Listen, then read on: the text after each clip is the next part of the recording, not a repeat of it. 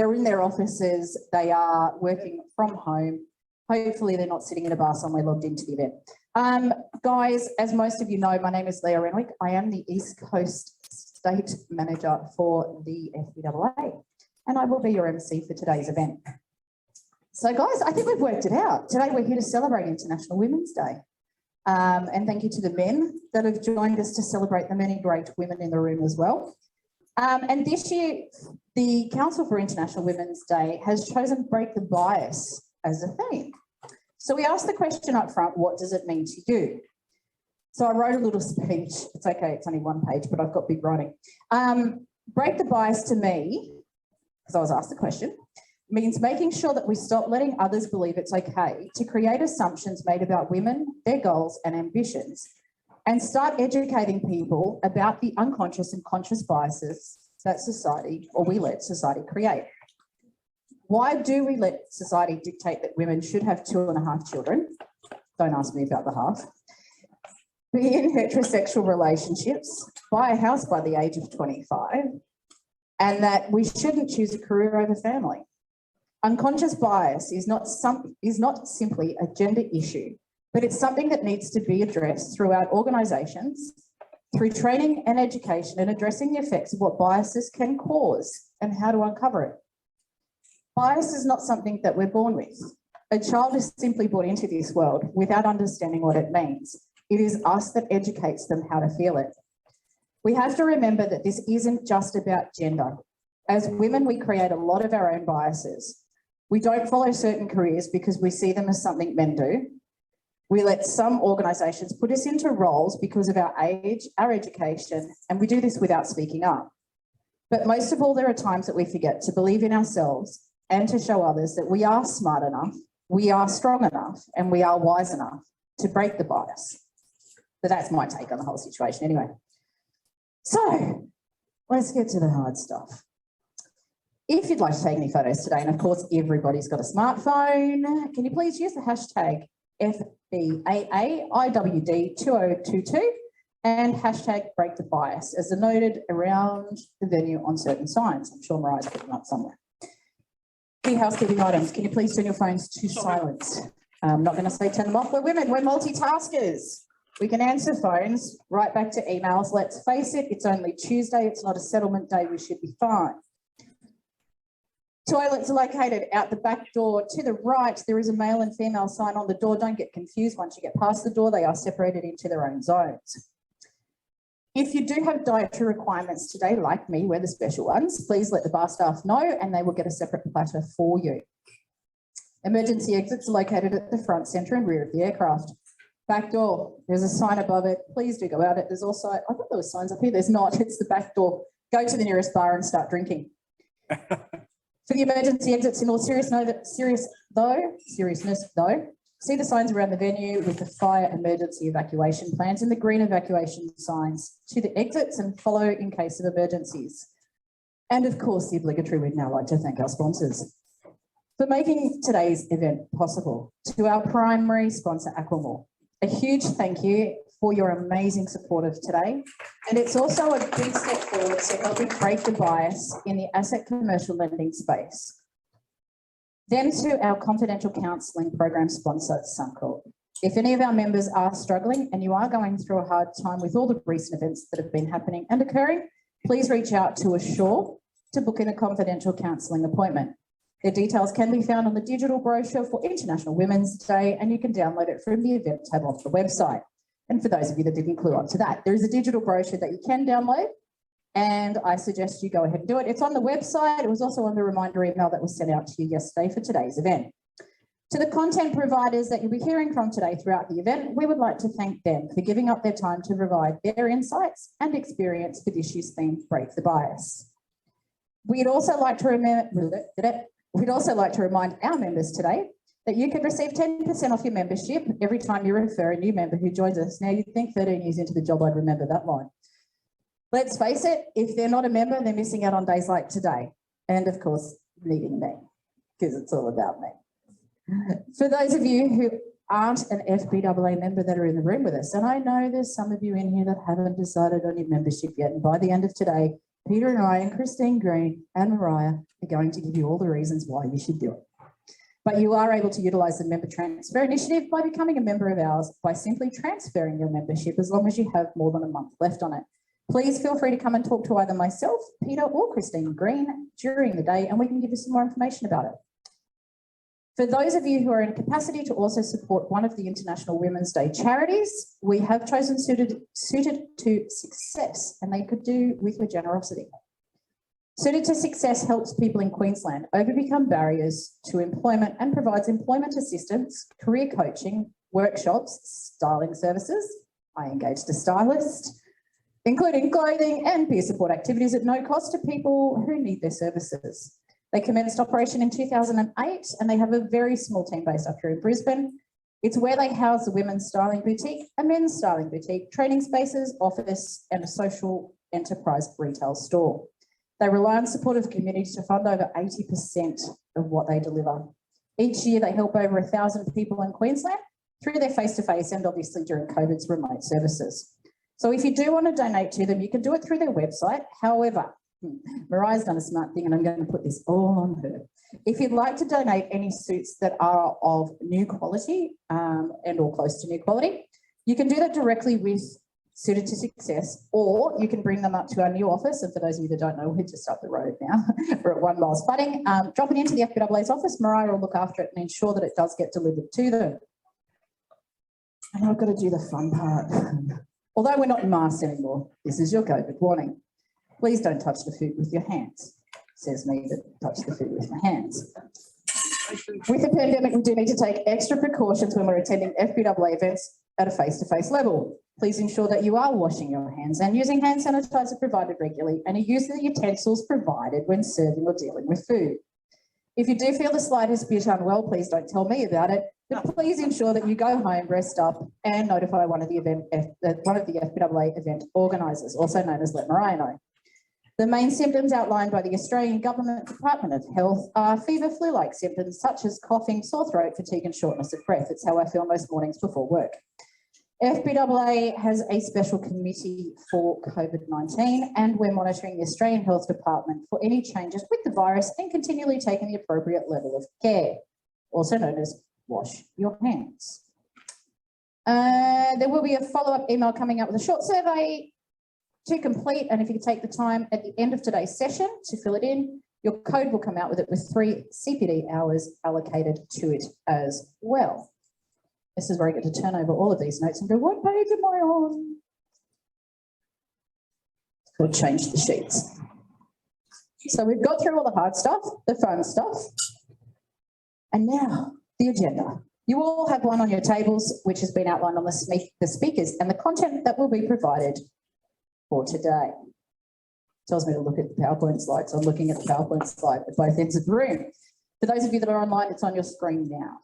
We won't run through the times, but you'll see the speakers that are on there and when we're taking breaks. However, if you do feel like you need to go to the bathroom, take an urgent call, please, we do ask if you can, especially go to the bathroom outside, but take the call outside, but away from the main doors if you can. So first and foremost for this afternoon, I'd like to introduce you to Joanna James, good friend of mine and also keynote speaker, founder and chief ambassador of The Successful Woman, the #1 reason behind why a woman succeeds. Joanna James is a successful business founder and chief ambassador for The Successful Woman. She believes that every woman deserves access to vital success information that is not taught in mainstream education. Founded on the understanding that suffering is not necessary when we are able to clearly define our own storyline, Joanna empowers women to rise above limitation, to star as her own best self-reality, creating a life of prosperity. Her mantra is anything is possible. So I'd like you to put your hands together. Welcome her up to the stage. It's Joanna James.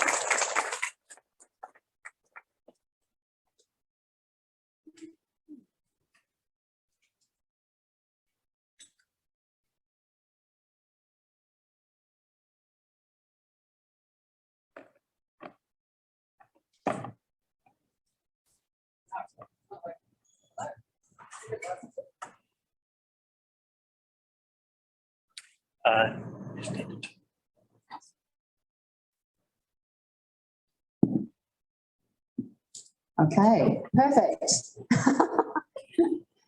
Hello, my name's Joanna James and I'm very excited to be here today. And thank you, Peter, Leah, Mariah, and the whole team at the FBAA for asking me back again to speak with all of you. In fact, last year I was adorning a moon booth with a broken foot, so I'm very happy that I'm able to stand up in front of all of you. So, International Women's Day. Let's imagine a gender equal world for a moment.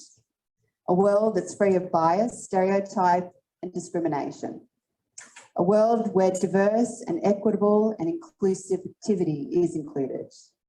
Where difference is valued and even celebrated. Where together we can forge equality for women when we break the bias. Now, the first question I want to ask all of you is, what bias are we breaking here today? It's an interesting one to think about. So I decided that I was going to do some research. And what I came to realize, if I can get the slides up, is that in 1972, there were two gentlemen that discovered something called a cognitive bias. And a cognitive bias is an error in the way that we think, and we repeat it again and again, often leading to mistakes in our decisions and our conclusions about things. Believe it or not, there are 175 of them. Quite staggering, really, when you think that today we came to talk about something as simple as gender bias.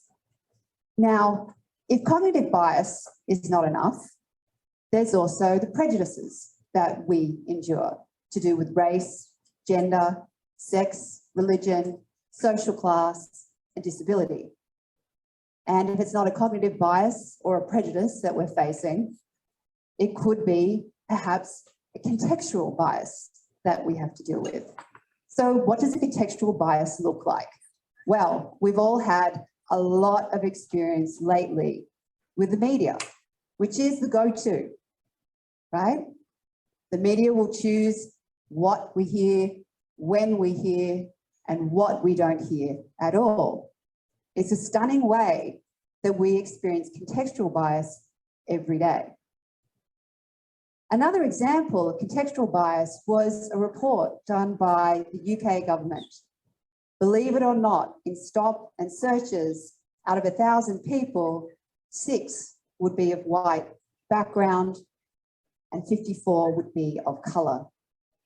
Contextual bias is something that we deal with every day. But being International Women's Day, there's something else that we need to talk about. And today, there's going to be a lot of statistics that we talk about.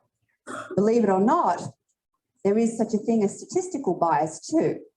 It's where the numbers are gathered in a particular way and presented to you. So let's jump right in, shall we? Let's have a look at the Gender Equality Report. Good news, ladies, I can see the contextual headline. It's only 22.8% gender pay gap, and we only earn just slightly under $26,000 less. The men were down 5 points from last year. Slow moving, but looks like things are heading in the right direction. Or are they? Interestingly enough, when you read this page, because just like a good home loan and a good home loan contract, it's all about the fine print. Believe it or not, when they extrapolated the numbers for the report, they took part-time and casual wage and made everybody on an equal footing. Well, what does this mean?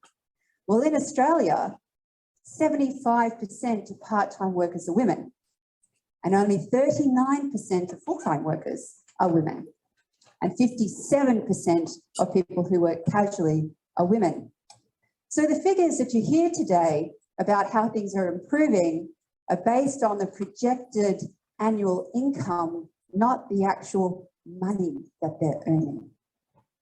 Stop and think about that for a moment. But it's okay. The leadership pyramid is changing. It's an amazing picture, right? We've got gold coming in. The golden light is coming in, women are starting to take the stage. And in Australia, while only 1 in 5 is a female CEO, believe it or not, compared to other countries, we're doing okay. Forbes 500 in US, 8.5%. Go to countries like India, less than 3%. So while in Australia, we will be having discussion about women in the workplace, we also need to put it in context to the world in which we're placed. Now, I don't know about you, but my career over many, many years, being a leader in a very successful company, most of the big business deals that went down around the table, I was the only woman in the boardroom. And that was very normal for me. So let's have a look specifically at what's happening in the area of finance and insurance.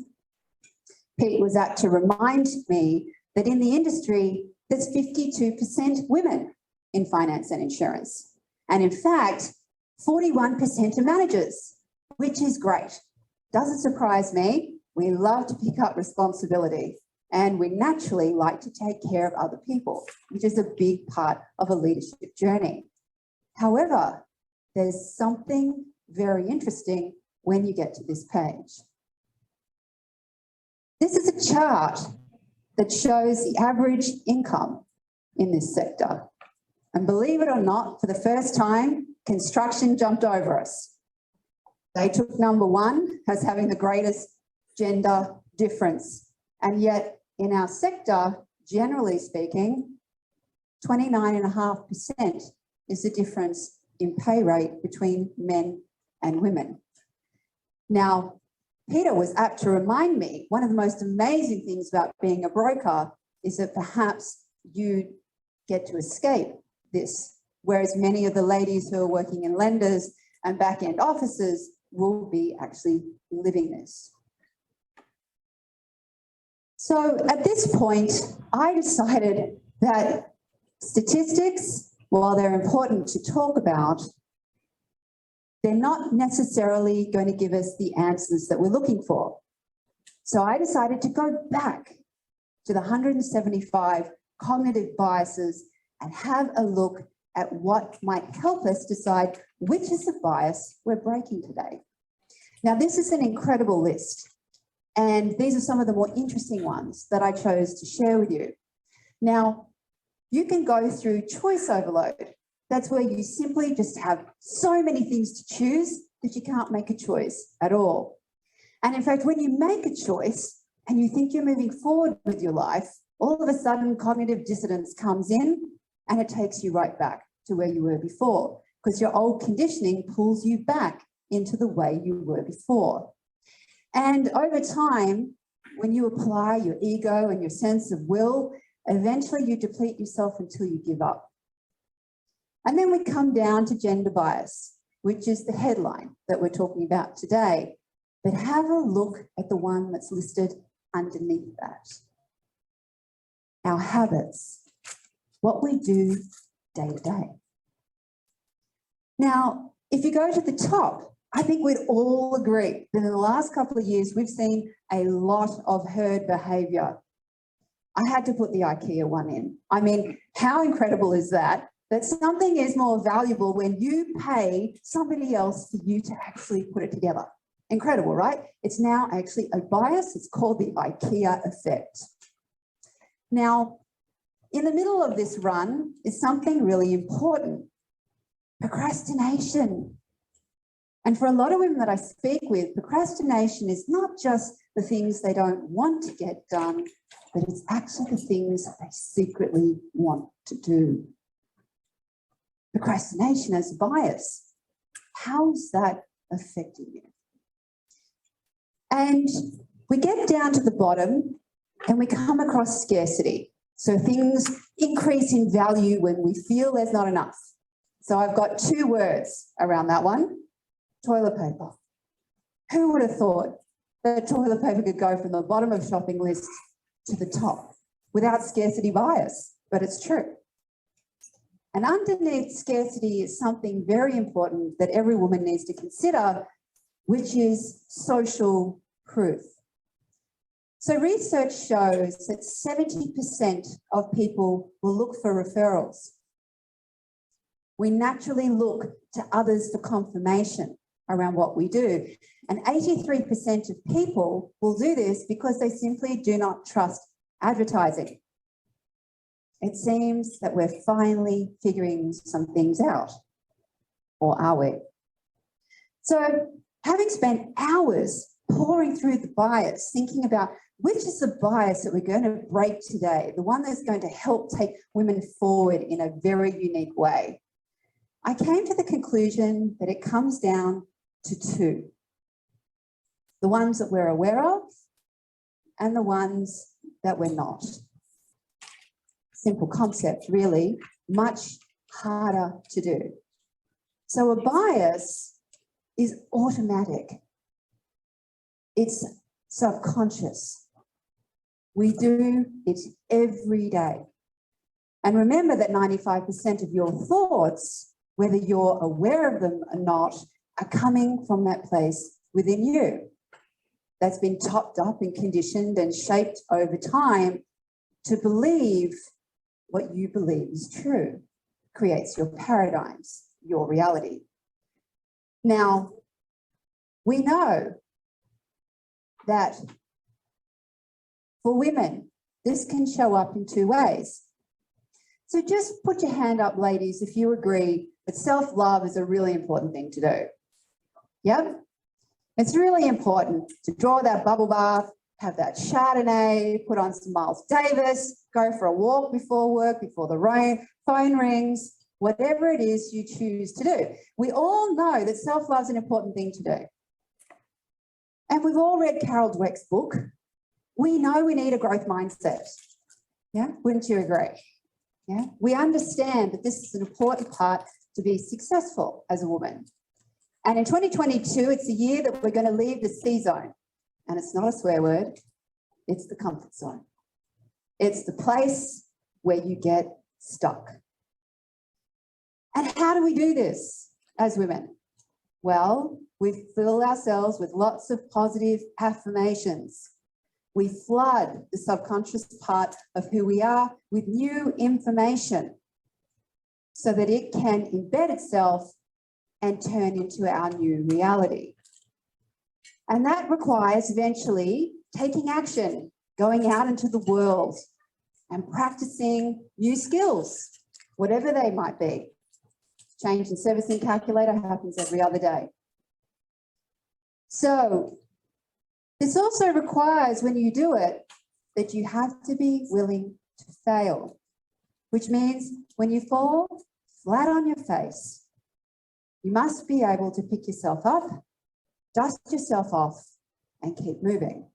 And how do we do that as women? We surround ourselves with other incredible women that are going to tell us it's okay. Now, I wish that this was a story that I hear from most women. This is what we're conscious that we need to do. And yet, this is how it shows up for most women that I speak with. Most women that I meet live a life of fear. They're afraid of failing, they're afraid of starting, they're afraid of what other people think. They're afraid they're doing the wrong thing, they're afraid time is running out, they're afraid they're not beautiful enough. It shows up in the form of anxiety and stress, which manifests into doubt. We doubt ourselves. We're unsure of who we are and whether we can really do what it is that we say we want to do. This comes from lots of limiting beliefs that we've gathered over time. And the crazy thing about that is they weren't even yours. They've come from the media, society, the way in which you grew up. You've collected them over time, and over time you've made them yours. This then creates an environment of negative thinking. Who here has laid awake at night recently ruminating, thinking about something? I shouldn't have done again and again. How could I have done it differently? Ruminating is a really, really big one for a lot of women. And this then creates what I call the Medusa. It's the woman inside each of us that's got multiple heads. She's got snakes. She comes out in all shapes of form, and she's got something to say about you and what you're doing in a very critical way. She's judging you. She's critical of you. Just put your hand up if you've experienced a little bit of a Medusa, maybe. And if you get through all of that, which is a lot, and you finally have to stand up in front of other people, you're riddled with this deep feeling that you're just not good enough and that somehow they're going to find out about you, that you don't deserve to be where you are, that it happened by a fluke. You happen to be in the right place at the right time. It had nothing to do with you, and you feel like an imposter with what you do. And so what we do as women is we try to then make everything perfect. We overwork, we overdo, we take on too much, we cover for other people too. We run around trying to look after everyone and everything, trying to make sure that it's all perfect. Or if we're simply overwhelmed that we can't do it perfectly to start, we don't start it at all. Because what's the point in starting something if you can't do it perfectly? And what does this create for women? Well, this creates a lot of stress at home when we search for the inevitable work-life BS, I say, because it simply doesn't exist in the way in which we think it does. And when we get to a point where we've mastered all of these things, there's a secret red button that when it all gets close to being exactly what we want, we reach out and we hit it and we blow the whole thing up. Now, ladies, just put your hands up if you've experienced any of these things. So, how does this show up for women? A few more stats. 4% of women in the world believe that they're beautiful. I'm just going to take a really long pause because I can't believe it every time I actually say that. In fact, by young girls, by the time they're 17, 78% of them will believe there is something wrong with their body. Contextual bias, the beauty industry. Incredible, really. So if we get through this phase of growing up and who we are and how we look, and we get out into the world and we go and pursue a career, what does that look like for women in the world? Believe it or not, 27% of women who enter work believe that there is a bright future ahead for them. They believe there's the opportunity for progression. They can see that they could be perhaps a leader or take a senior position. And yet, what happens for a lot of women when they get into the workplace is it's not exactly as they thought it would be. They realise that they actually didn't learn the skills that they really need, that there's all sorts of things that they hadn't anticipated, and that it's actually not so easy to always be considered, and they often get overlooked. So the statistics show that for the women who've been in the work environment for a period of time, the statistics drop dramatically to 13%. Over time, as women, we lose our hope, our inspiration, and our belief that we can make a difference in the professional world. Where does that come from? So according to a KPMG study, 67% of women feel they need support for leadership. And I know this to be true. Over nearly 2 decades of working with lots of women in our company, women need support to make the journey across the line. It's not just the skills that you need, which are not taught at university. Even if you do an MBA, it's still theoretical too. So there are women out there that need support on this leadership journey. But that's the women that are seeking leadership. Let's have a look at the other ones, the 87 that are left, 87% after the 13. 79% of women at work feel that they lack confidence. I think we might have just unveiled the elephant in the room. That's 8 out of 10 ladies. Now, this elephant is a very particular elephant. It's orange and pink with green stripes. It's got purple tusks and it can move at 1,000 miles an hour. And when it hits you from behind, you're often on the floor wondering whether you can ever get up. How do I know this? Because it was my elephant too. You see, Buckminster Fuller said something very interesting. He said, if there's a problem in the world, at some point, you will face a choice around what you're going to do and whether you are someone that can actually create the solution for what the world needs. So in a couple of weeks, I'm turning 50 and I'm really excited about that. In fact, they say when you turn 50, a woman's confidence peaks. Well, I actually believe it's just getting started for me. But I must say, I've spent the last couple of years really thinking about, after half a century on the planet, who am I and what do I want to do? And curiously enough, when I look back on my life, I've had an incredible life. Amazing things that I've done, places I've been, people I've met, incredible success. And it was also intertwined with deep, dark trauma, despair, disappointment, and depression too. So when I look back over my life and I make meaning of all of this, all of a sudden it hit me. What if there was one thing that could make women successful? And what has that been for me? And how could I possibly go out into the world and explain it in a way that was easy? So when I review my life, of course, it came to me. What is the one thing? It's my confidence, of course. Interesting that. See, to date, I've never had anybody actually explain to me where your confidence comes from.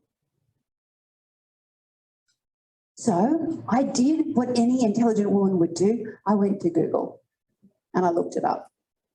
58 seconds, 1.25 million pieces of information. It's like looking for that. A needle in a haystack. But what are we going to do? So I started thinking about the last couple of years, and I love being an Amazon Prime.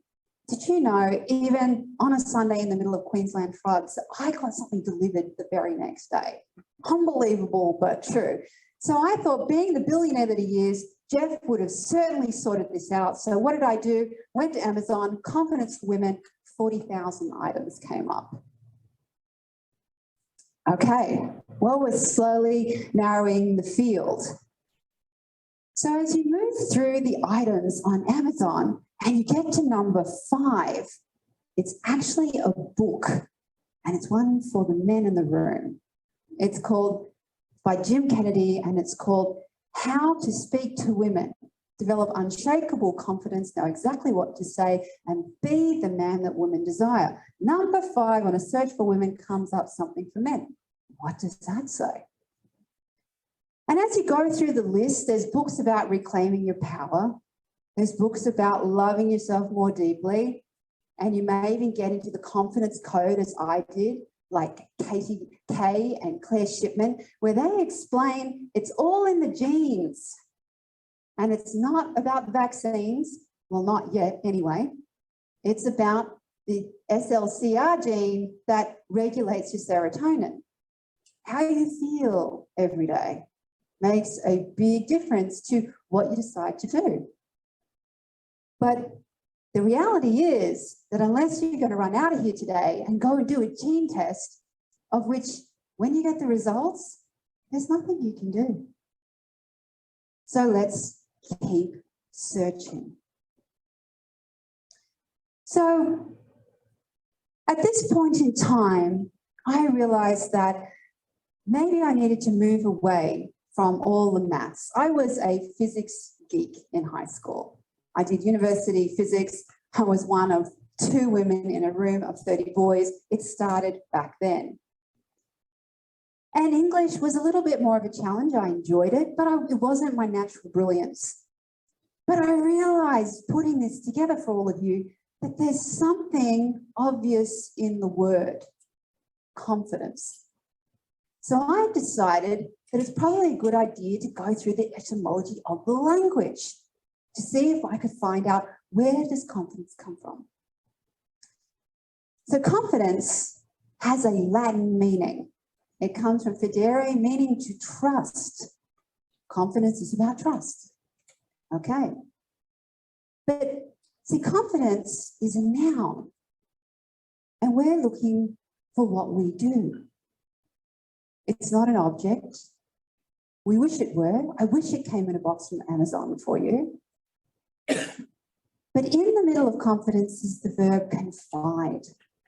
Now, confide is to trust someone enough to tell them of a secret or private matter. Well, there's really nothing more secret than the thoughts you have inside. Simply, I like to think about confidence with how we speak to ourselves. But that's still a little general. So let's go down the rabbit hole a little bit further, shall we? So if confide is about trust, what does trust mean? So trust is a firm belief in the reliability, truth, ability of something or something. So trust is about believing. Okay, that's great. But what does it mean to believe?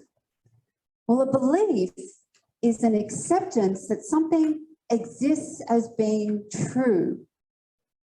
And wait for it. Especially one without proof. Okay, no wonder we've all been a bit confused. We're looking for something that has no proof. What are we going to do with that? So, the person that you're trusting in confidence is not just anyone or someone. It's you. It's how you trust yourself. But it's having a belief that you can rely on your abilities. But that belief only comes to you when you accept that it's true without any sign of proof.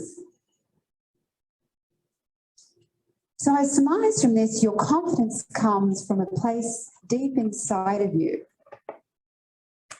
that only you can generate and control. And the good news about that is that your confidence comes from a place deep inside of you that only you can generate and control. No one can give it to you. No one can take it away. But today we're here to talk about breaking bias and some of the things we can do. Now, what I realized is that if there was one thing that could make every woman successful, because I know in my own life, regardless of where I applied it, this was the one thing that took me through everything I needed to do. And it's really about understanding and trusting and believing yourself, being able to rely on your own abilities despite having any proof to the contrary. You know, we look outside of ourselves for evidence all the time. We talked about the social proof as an example. Confirmation bias is another example. We look for the things to happen in our life in order for us to believe that we deserve them. And yet science is showing that it all starts from the inside. You have to believe that it's true, and then it will show up for you. So this got me thinking, we're in a room of amazing ladies today. There's about 50 people and some incredible gentlemen in the room. And we've got this massive issue happening in this country. In fact, it's a massive issue happening all around the world. The crisis for women and their confidence around the planet is unheard and untalked of in the magnitude that it really deserves. So what if there really was confidence in a box? What if there was something we could do today that would be a very simple change that we could bring into the world? So that's what I decided to do. So I've actually made a box of confidence for all of you. If you click on the link or connect with me, I will send it to you. It's a 5-minute exercise, 5 minutes. And if you practice it every day, watch what happens in 90 days' time. The things that you will be prepared to say, the opportunities that will present you, the things that you will decide to do, the things you will say no to. Watch what happens as life changes around you as you grow your confidence. Now, what's even more incredible, because we're all finance ladies, is we understand the power of compounding interest. Because we've got a big issue in this country, right? We'd all agree. The stats, well, you know my theory on them. So if every lady in this room spent 5 minutes a day working on her confidence, and if every day you sent it to a new lady, we would have every woman in this country covered within 30 days. 30 days it could take to change the life of every woman in this nation. 5 minutes a day, box of confidence. So this is my special gift to you. I hope that you join me in changing things. Breaking the bias perhaps should look something like this. No proof needed. You are already amazing women. You have everything that you need. And for those little days when you want to top up, go to your box of confidence and I'll be waiting there for you. Thank you so much for your time and your generosity. Enjoy your lunch. It was absolutely beautiful to spend time with all of you. Thank you.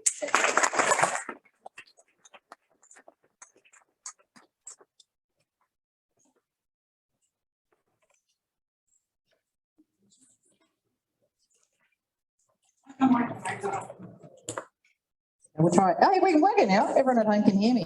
Not that they'll miss it. Joe, I just want to say thank you very much for that. Guys, I do want to throw it out to the audience. Has anybody got any quick questions for Joanna at all? Oh, look, you've answered everything that they've wanted. Look at you go. I don't think I need to work on my confidence though. Maybe just a little bit. Just a tiny bit. I need to get to the right page of my speaker's notes to actually know what I'm talking about this afternoon. There goes confidence out the window. Guys, I'm going to ask Renee Long to join me up on stage at the moment, who was already heading up here to remind me who I was going to introduce. Renee's from Aquamore, who are our sponsor for today. It's like the Jekyll and Hyde show up here, I tell you. Aquamore is a private lending group supporting Australia's thriving small business economy through competitive offerings on commercial and business lending options. Do you want me to read the whole thing this up? No, let's skip to the good parts. We've obviously we've invited Renee to speak this afternoon, but we actually would like her to speak to all of us about the benefits of commercial lending and especially for women to get into commercial lending. So guys, I'm going to hand over to Renee for the next session. Hi. You can hear me, unfortunately. Woo. So anybody who knows me, my last name's Long, clearly I'm short. Okay. And even some people still say, hi, Renee Short. So it's all good. I don't take offence. Thank you for having me at International Women's Day. Can everybody hear me? I'm a bit deaf, so I speak very loudly. If I'm too loud, throw chocolate food. I'm always good. So I have been a broker. I have been a BDM 20 years now and working primarily in specialty sort of and commercial finance. So I now work for a company called Aquamore. We're awesome, as the sign says. Okay, we're not a drink product. I sometimes have been asked, do we have a bit of a beverage? Happy to take you out for a coffee though. So just like Leah, confidence probably doesn't affect me as much, but I have 7 children and now 6 grandchildren. So I've had children do all sorts of things to me in public. So probably have no pride at times as well, but I still love them. When I worked as a broker, one of the biggest things, I used to pass off the really hard deals and the commercial deals to my dad because I had bias to myself. Oh, they're going to be hard. He can do the stuff. He knows all of this specialty stuff. Oh my God, it's so difficult. 3 things that I get asked primarily, especially from not every, sorry, that was going to be a lie, most of the female brokers that come to me for anything is what can I refer? What is commercial lending? What is it? It's not the commercial property. And there's a clicker. Okay, I clicked the wrong way. There we go. So there's lots of different benefits for everybody in the room, whether you're a male or a female, but most of the brokers that come to me and settle loans, big, small or otherwise, are men. There is a huge gap between your confidence and what you think commercial lending is and what it actually is. Commercial lending isn't, oh, they need a business loan or they want to buy, and I got asked about a childcare centre. It is, but it's not just about that. So it's about diversifying your business, making it grow, doing something that you haven't done before and getting out of your comfort zone. If you can do one thing different that helps your business do something better, you are looking at your brand, what you can do, your industry, and you can achieve just as much as anybody else. It's not hard. It's easier than any other loan that you'll ever do. Some of the other points that I've put on the board, and I don't write speeches out, I'll wing it. So bear with me. It supports your business in diversifying with your SMEs. You have so many self-employed clients. Now, I made a joke with one of the other BDMs and I got asked by a new broker what an LVR was. Okay, if you don't know what an LVR was, don't put your hand up, just come to me afterwards. We have acronyms for everything. So an SPV is a special purpose vehicle. These are businesses set up for tax reasons. It's for financial security. It supports somebody buying something and protects that asset. It's not the top of the range Mercedes, which I've had people say to me, is it a car? It's not, but you don't know what you don't ask for. And if you have somebody coming to you with something that you don't know, ask someone that does, or ask someone that can point you in the right direction. There's a huge amount of women out there and men in this very room that will help you get what you need. Real benefits that will really help your business, fast turnaround times. With private lenders, non-code lenders, you're looking at a 2-hour to a 2-day formal approval, subject to the VAL, but it's an approval. Solution focused, they look at other things. They don't want 2 years tax returns or 12 months tax returns. They look at something different. We're trying to find a solution for your client, whether it be short-term or longer-term funding. It's those solution-based things and those quick turnaround times, 7-day settlements. We can do longer, obviously, And sometimes in this day and age, there may be a glitch in the system. Not my fault, I'm not IT. But we can always work around that as well. They're great income streams, additional income streams. It's things that you haven't had before, that you haven't maybe worked on before. But they enhance your client relationship and they look at what you are providing. Their brother or sister or mother or cousin or neighbour or somebody that they meet might need the same thing or something different, which will diversify your product, you, your brand, and who you are, what you can offer. They also increase your confidence because they're not hard. And I keep saying that because that is the first line that comes out of people's mouths. Oh, I've got a commercial deal, it's really hard. I don't have financials or I don't have this. Somebody's got a one-day ABN. These aren't hard things. In our head, we may think it, but they're not.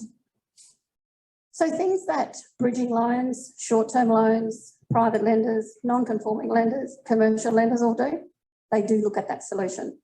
They have different things to look at. So last week, Aquamore paid off an $840,000 ATO debt. Not many people would want to pay that off, but for two dentists, they couldn't get their own practice. It was a great thing to do. Provided them with a short-term 2-year solution so they can get and have all extra little bitty baby practices all around Sydney.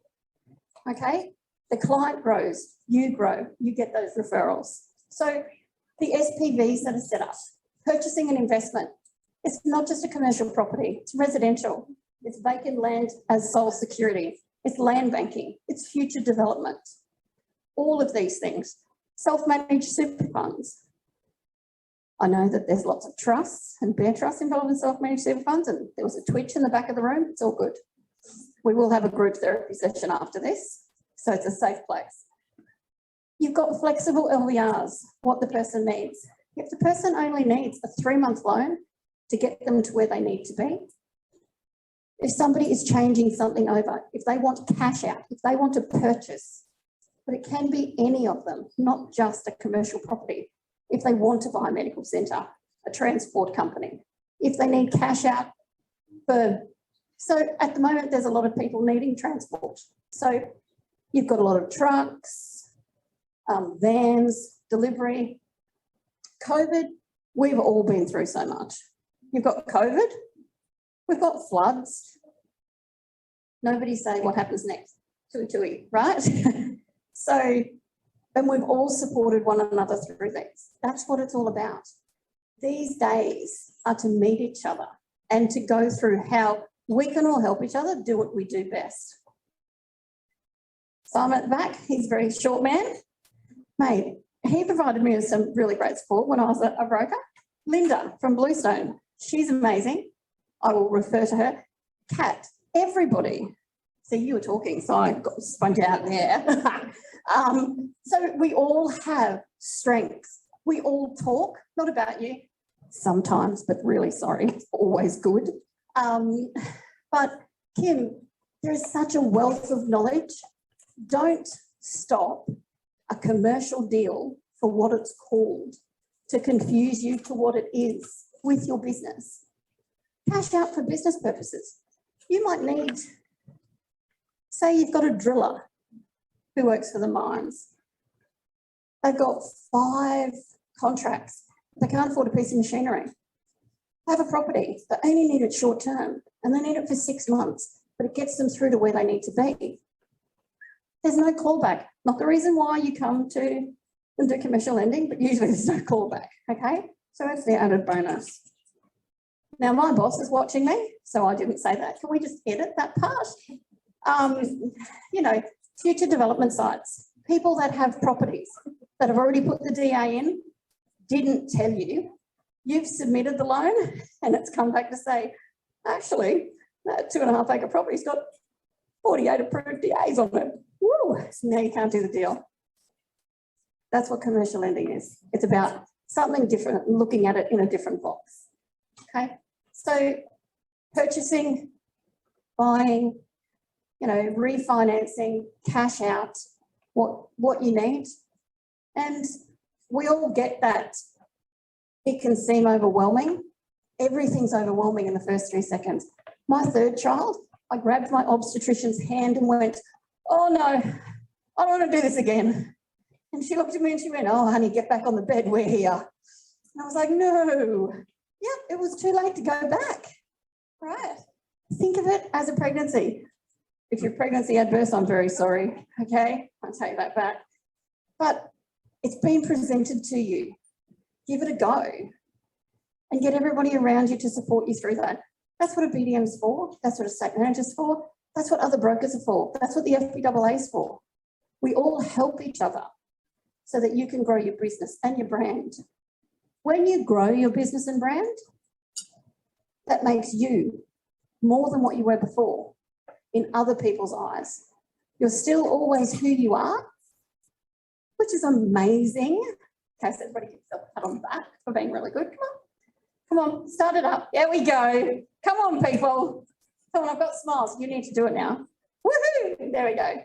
Okay, so just smiling at somebody and thinking, okay, it's not as hard as it seems. Okay, but don't confuse commercial lending for buying the warehouse down the street. Commercial lending is so much more and so different. Now, I found a really good quote online. It said, you will be defined not just by what you achieve, but how you survive. We have all survived the last 3 years and we're still surviving. So, you know, that's been great. Diversity, knowledge, sharing, changing markets.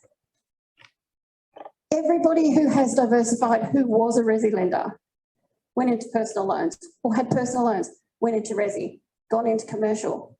You've diversified to what you can be and more. There's so many more things that you can do.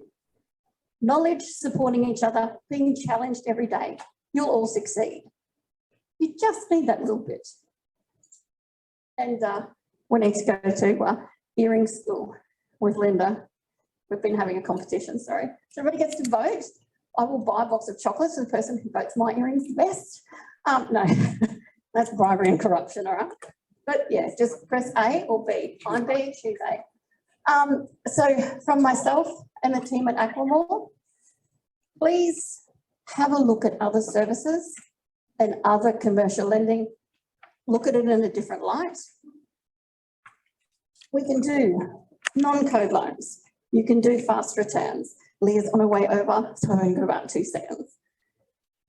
When you've got your visa loans, you're non-resident. You have short-term bridging loans.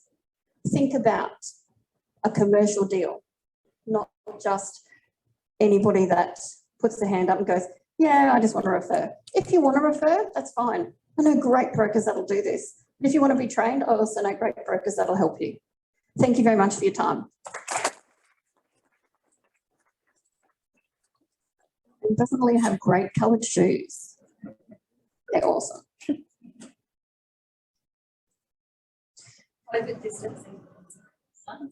That was a socially safe kiss. I sanitised my cheek beforehand, I think. Anyway, guys, you'll notice on your agenda, we've got a 30-minute break locked in because our wonderful speakers, no, it wasn't the speakers, we started a little bit late, so I'm actually going to chop it down to about 20 minutes. Feel free to stretch your legs, please don't leave. We've got some really exciting stuff coming up. Part of that, you know, is seeing Peter. But just toilets are out the door, as we said. Feel free to go up to the bar, grab yourselves a drink, finish the lovely food that is on your platters. Have a chat with each other. Feel free to change tables and mix amongst yourselves, kids. We will be back in about 20 minutes.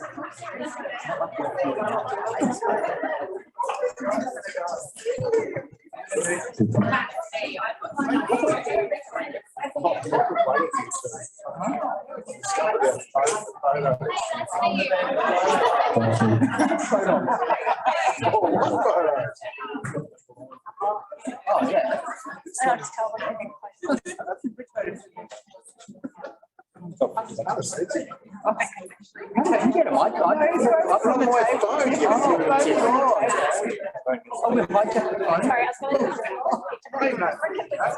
was like trying to get a slate of everything. But,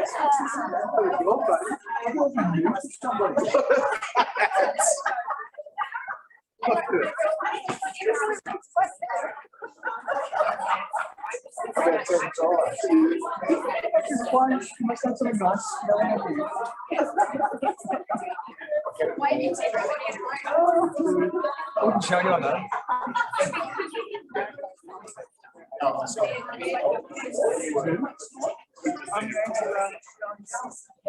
People now don't just lay down.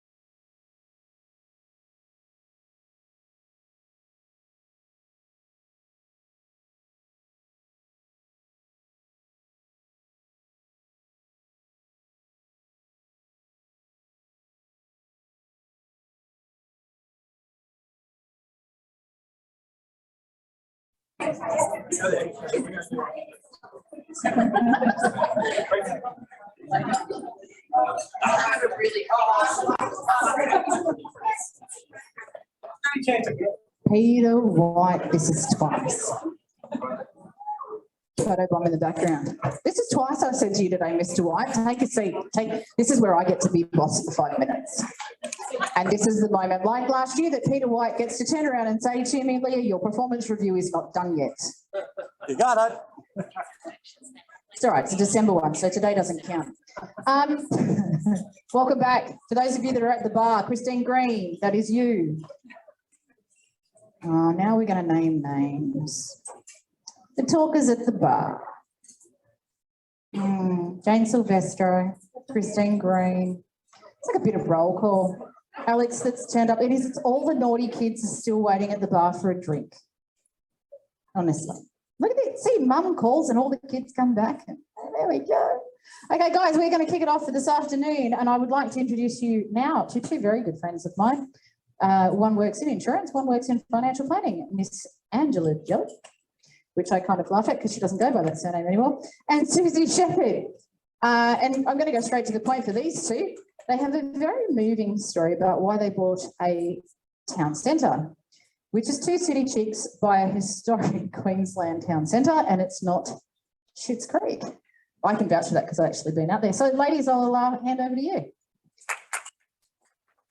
Yeah. Well, I can happily say to Susie, happy Garriversary. Yesterday was our 1 day since signing the contract, which means 12 months of a lot of hard work, which you ladies will be able to see. Do we have a clicker? And it should be organised as usual. Oh, yeah, right here. Do we go left or right? Up or down? But using a joystick, I'm sure you'll work it. Oh, my God. It's over now. Leader Wilson. Yes.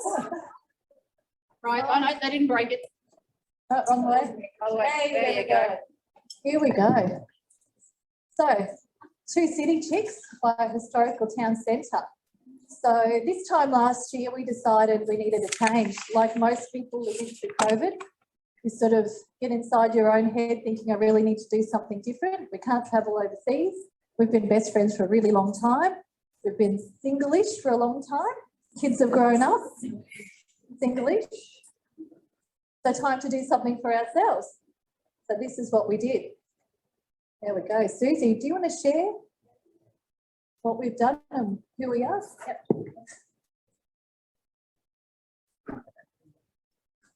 Sorry, I have a thing where I touch technology and it doesn't work.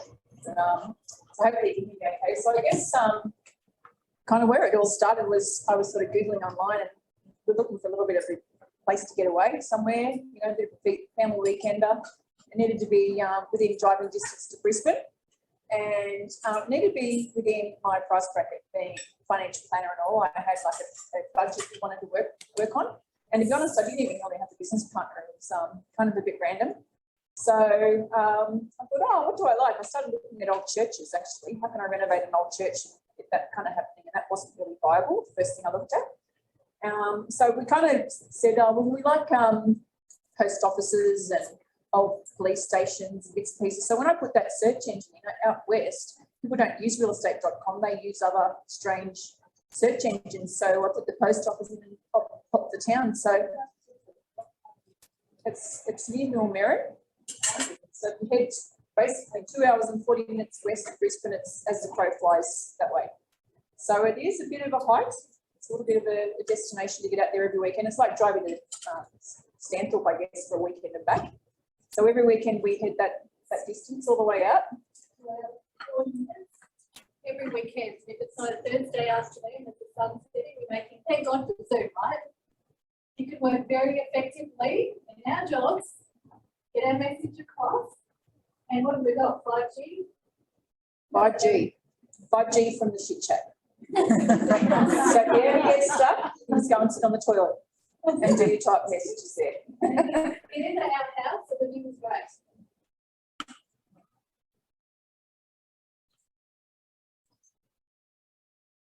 So this is what we bought. Town centre from 1905. We have a butcher shop, a cheese factory, a post office / telephone exchange, a manager's residence. What we have is a piece of Australia's commercial history. We knew that we were buying an opportunity. What have we got? 4 buildings, 3 titles, 2 acres. There used to be a blacksmith on there, a saddlery, a boarding house and a general store. And rumour has it from Lindsay Lane, who worked in our cheese factory when he was 14 years old and he's now 97, that the owner of the general store blew that up himself for an insurance payout. And he now has a store, well, since then, in Millmerran, so that's the gossip in the town. But if you have a look at Total Real Estate, was it Sue Sivers that sold us the property? This is one of the pictures that made the property desirable. So the day we went out, there's so much to say. Mariah, is there a little video there you could share with everyone?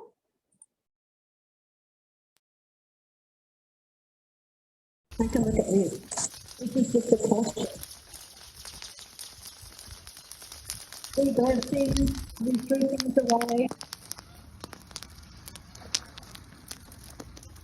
Happens to a lot actually. So if you know much and ever done anything with the financial planner, one of the things they talk about is how to work your money harder and stretch your money further. So when you're out in the country, everyone stretches their money further by throwing it in the paddock because you might need it again one day. So we decided we didn't need a lot of that stuff. So we got basically a semi-trailer full of our trash taken off the property. And pretty much every weekend since we started, we've been cleaning up. So an example there is that was 18, he spent his time out there with us. That's, what's it called, that wagon? Under that pile of grass that used to sit out there in the 80s so beautifully on display. And we found it underneath all that grass. Just as an example of one tiny thing, the lawns were packed with rubbish. Who's watched Hoarders on SBS On Demand? It really is a problem, like mental health, and you really see it. And we found ourselves now on Marketplace buying things we don't need after we've been cleaning up. And no, seriously, it is a problem. And you see every house was full, every building was full from the butcher shop. And we've got Jane Silvestro here, who is our librarian. We'll talk about that, about our community things later. That butcher shop is full of stuff. She's been cleaning that out every time she comes out, the post office and the cheese factory. I've got some more pics on the next slide. Here's some of the risks that we took. So when we bought it with some of the shuttles or the shit, I don't know how you want to call it, including that ride-on mower, which we love. We've got a ride-on mower. Now, I've never really had to use one before in my life until the last 12 months, and this thing's fallen apart countless times. Both wheels have fallen off. Wouldn't start, we've lost the keys. The whole bottom of it's off now. Nothing works. Our tractor stopped working. We're stuck in not this lot of floods, the floods we had before. So that's got all red tractor in the back. You can see a mannequin's head. There were so many things there. Things is probably the right word. There's some good things, there's some questionable things and things we could recycle and repurpose, which was great. The mouse play, do you want to talk about that, Suze? So I think the day we settled, I think I got up in the middle of the night and I went out to Chit Shack and thought, oh, I'll just have a look outside while I'm sitting here because I just tend to sit there with the door open because you can out in the middle of nowhere. And then I'm kind of looking around thinking, oh my goodness, the ground's moving. And there were thousands and thousands of mice just running around everywhere. And we kind of didn't really realise how bad it was. I guess when you're in the city, you might see a couple of mice here and there and maybe a rat running across the road or something. But this is just phenomenal how much we had to deal with in relation to that. And they ate through everything. You had we couldn't figure out why it wasn't working. There was a mouse in the Dyson. So we pretty much went to setting traps endlessly for months and months on end. So we tried all sorts of things. They're actually very intelligent creatures, little mice, and I'm really sorry if I do offend anyone, but I actually built I have no skills at all really in relation to building things, but I learned how to make a little water trap. And that's where you actually have a bucket, bit of butter on the rolly thing and it kind of reaches out. This is the peanut butter and it falls in, unfortunately it dies. So the first night you'll catch a lot, but the next night, no. They're so smart. So I thought, oh, well, maybe I just need to put some kind of peanut butter on it. I'll be right for the next night. Nope. you just don't catch anything after they've done it the first time. So they're very smart, these little mice. That was just one of the challenges. So whilst we had the mice plague, we were actually sleeping outside. So these are our camping cots. So for the first few months, we slept on this deck because the houses were inhabitable. We had no fire, so no fireplace. We had a -6-degree day that we were not ready for. My dog hated my guts. No building or pest report. We thought, you know what, why are we wasting $500 on this? We didn't finance it with the bank, thank God, so they didn't need one either. We funded it with our own cash flow, no loans. So again, this is our risk, so we have to work hard to make this work. We have no skills. We're networking people. We're good at what we do, but we've never built a town. We've never rebuilt anything. We've had the mouse plague, we've got asbestos. We have just now got electricity, almost finished. We've still got to get the cheese factory done. So when we moved there was hundreds and hundreds of extension leads from every building the whole way through, and that's how the last family lived. So if I could just go back a couple of steps, the previous owners who were there for 16 years, they had 8 children. So some of those photos there were pre-1980. That's what the property looked like. They moved in. The father had a hoarding problem. They had 8 children. They lived outside on this beautiful property, and the place is beautiful. Like every season that we've been there for the last 12 months, it's just lovely. There's no words to describe how nice it is. So I can't blame them for staying outside, but that is what we were dealing with. Yeah, that's just some of our challenges 12 months on. We're still really hungry to keep going. About some of the biases that we did find in relation to 2 women buying together. So kind of not something that we would do that often when friends buy. We're not in any sort of personal relationship. Where's Leah? She says we've got a non-sexual spouse. That means that we can sleep together and buy things together, but we're not in any sort of physical relationship. But when you're out west, obviously the bias is that you're lesbian. If you're lesbian, there's no bias around that here, of course, but bias that we saw. So Outback Australia, our rural communities, this place has 7 churches. So there's a lot of different upbringings, very strict religions and beliefs. So when us 2 come along, it was a very different story for them. They weren't sure whether they should help us or they, you know, who are these 2 chicks, why are they here, what's there. But as we shared with them, we have both been mothers. We were both married. Our children are older now. It's time for ourselves to make a life. We're 2 best friends. Nothing, you know. So why should it matter if we are or if we aren't? And once they realised, I think our world's changed. So a lot. I don't know if you've ever heard of the Men's Shed before. They're actually a fabulous organisation that work with men, and they come together as a group and they should restore kind of anything, fix anything. So these guys are restoring some of our stuff with the donation. So we've been really lucky that we've had some of the broker community donate some financial support for some of our projects that we've done out there. So that's been really exciting. Yeah, so here we are, 2 women on International Women's Day looking to men for help. And these men have been wonderful to us, haven't they? So here's the butcher shop, as I spoke about before, the little photo down the bottom. That sees United Day we signed the contract. The butcher's block, that's well over 100 years old. The butcher shop itself is just over 100 years old. So that's what it looked like once. This is what it looks like now, slightly better. There's our Kurungara Community Library that we put in. You can see the asbestos and the beautiful vines. We have people drop in who want to take photos. Apparently this place was a destination and you saw it on the postcard before. This is the post office. This is what it looked like. Some of the rubbish we cleaned out. So the family that lived there previously with their problem, the council said to them, please clean up your mess or we'll fine you. So they put up this great big giant, is it 8 foot, 6 foot, big fence around the whole property. So this, yeah, of corrugated iron. This is the post office now. So there's a little picket fence. So we got the wood from a place called Bring a Lily. So the local community got together and found a spot for us to cut these trees. They cut the trees into billets, then made planks in a bush mill. To help us out, we cut every plank into 187 pickets ourselves. And with the help of Jane, Scott Beattie, some of the other finance and broker community, they came out, gave us a hand to put the fence up. That includes Alan, the cowboy that lives up the road. He's given us a hand like there's no tomorrow. He's taught us how to drive the tractors and the trucks and the bobcats to get things done. This is our place. We've got the window there with the tomato box. That's how we lived through winter. It was flipping cold. Our old oven, we had that restored. And the beautiful thing about community, and it doesn't matter where you are, when they did this for us, if you went anywhere else, you'd be paying $3,000. They just paid us, they charged us for labour only because the people in the area want to see the town back to life. So we're very passionate about restoring it and sharing it back with them again. This is the restoration of our oven. Susie's son, Jake, put that wall in for us. So we've used some of the fence to repurpose and recycle, and we've used that as our bathroom wall on the inside there.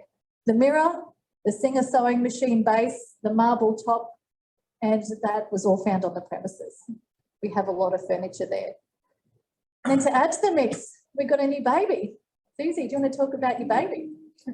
Well, we will start. Well, he's my new little Instagram star, actually, Bosco. I'm using him for some of my, for Reels. I don't know if you've heard of Reels before, but that's where you get international people to see all your stuff. And I kind of relate it to financial planning because most of the time he's sleeping. So, because you know what, while you're sleeping, your money's working for you. So in the mix of all our challenges, we had a giant puppy. What is he, 30 kilos now? 41 kilos. He's been naughty, he's been running past us, biting us, and he's now finally at the stage where he's behaving. And he is coming into his own as a herding dog or a sheep dog, and he definitely looks after us. So it's lovely having him out there. Here's the cheese factory. So you can see some of the junk that's there. Underneath all those chairs, we found a motorbike. The cheese factory was like a treasure trove. Who likes going to op shops and stuff? Put your hand up. Who would love cleaning up this crap with us? Yeah, who would have thought? We were quite surprised. Hey, I'll be sad of the day that we actually stopped finding things because it's actually one of the fun things. It's actually, we used to do things, we'd get torches in the middle of the night when we couldn't sleep and go, hey, let's go and have a look at fun things we can find. And we'd have to go and find something cool to find.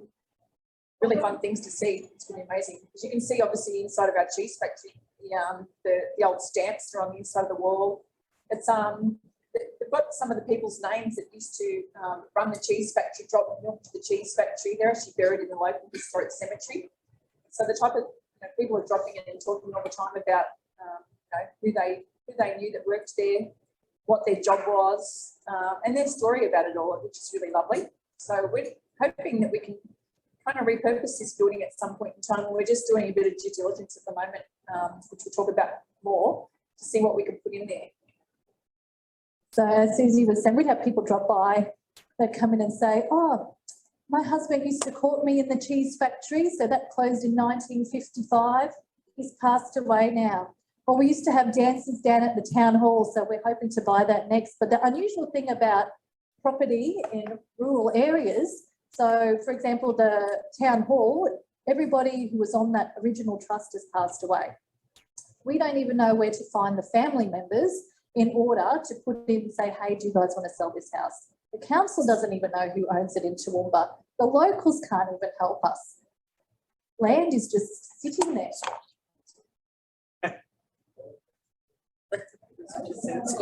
Well, we'll talk about the ghosts. So we actually got contacted by some ghost whisperers, so the Ghostbusters. So basically they come out and they have all these kind of like technical gizmo bits and bobs that they kind of look like they bought in China or Bali or Asia, very cheap. And they have these things called voice boxes, and apparently they're like a transistor where the ghosts talk through this transistor, and it's eerie. So they stood in the butcher shop with us, basically talking to these ghosts. So the ghosts actually have all different voices and stuff, and they actually introduce themselves. It was really kind of bizarre, but I'm not exactly sure if it was believable. But it was a bit of fun for the night. And look, if you believe in ghosts, I'm sure they're. So when we talk about the property and the different people it's drawn throughout it, we get messages all the time of, hey, can I help? What do you need? The Ghostbusters are just a good example of, can we come and make some videos on your property to see if there's any activity? We're like, yeah, sure, go nuts. It's all part of the fun, and why not share it with others? So these are a few things that we've done. You can see Jane there getting her hair done in the butcher shop. That's one of the things we found, one of those old hair dryers. There's Christine down the bottom. She is from the Millmerran Historical Society. So they've got us involved, and Susie can share some of that. In the finance community, we've given a lot of our friends names. So even ourselves, Susie is the Lady Mayoress. I'm the sheriff in our town. She makes the rules, I uphold it. We also have, I can't see them on there. Oh, no, we can't see there. There was Phil Rogers as the Baron, Scott Beattie as the town crier, because he organises events for us, which is nice. So we've had, I've laughed so much in the last 12 months while we've been working hard. We're both within our everyday jobs, plus this job. I don't think I've ever had so much fun. Yes. Anyone looking for work on weekends? And you want to do a 6-hour round trip?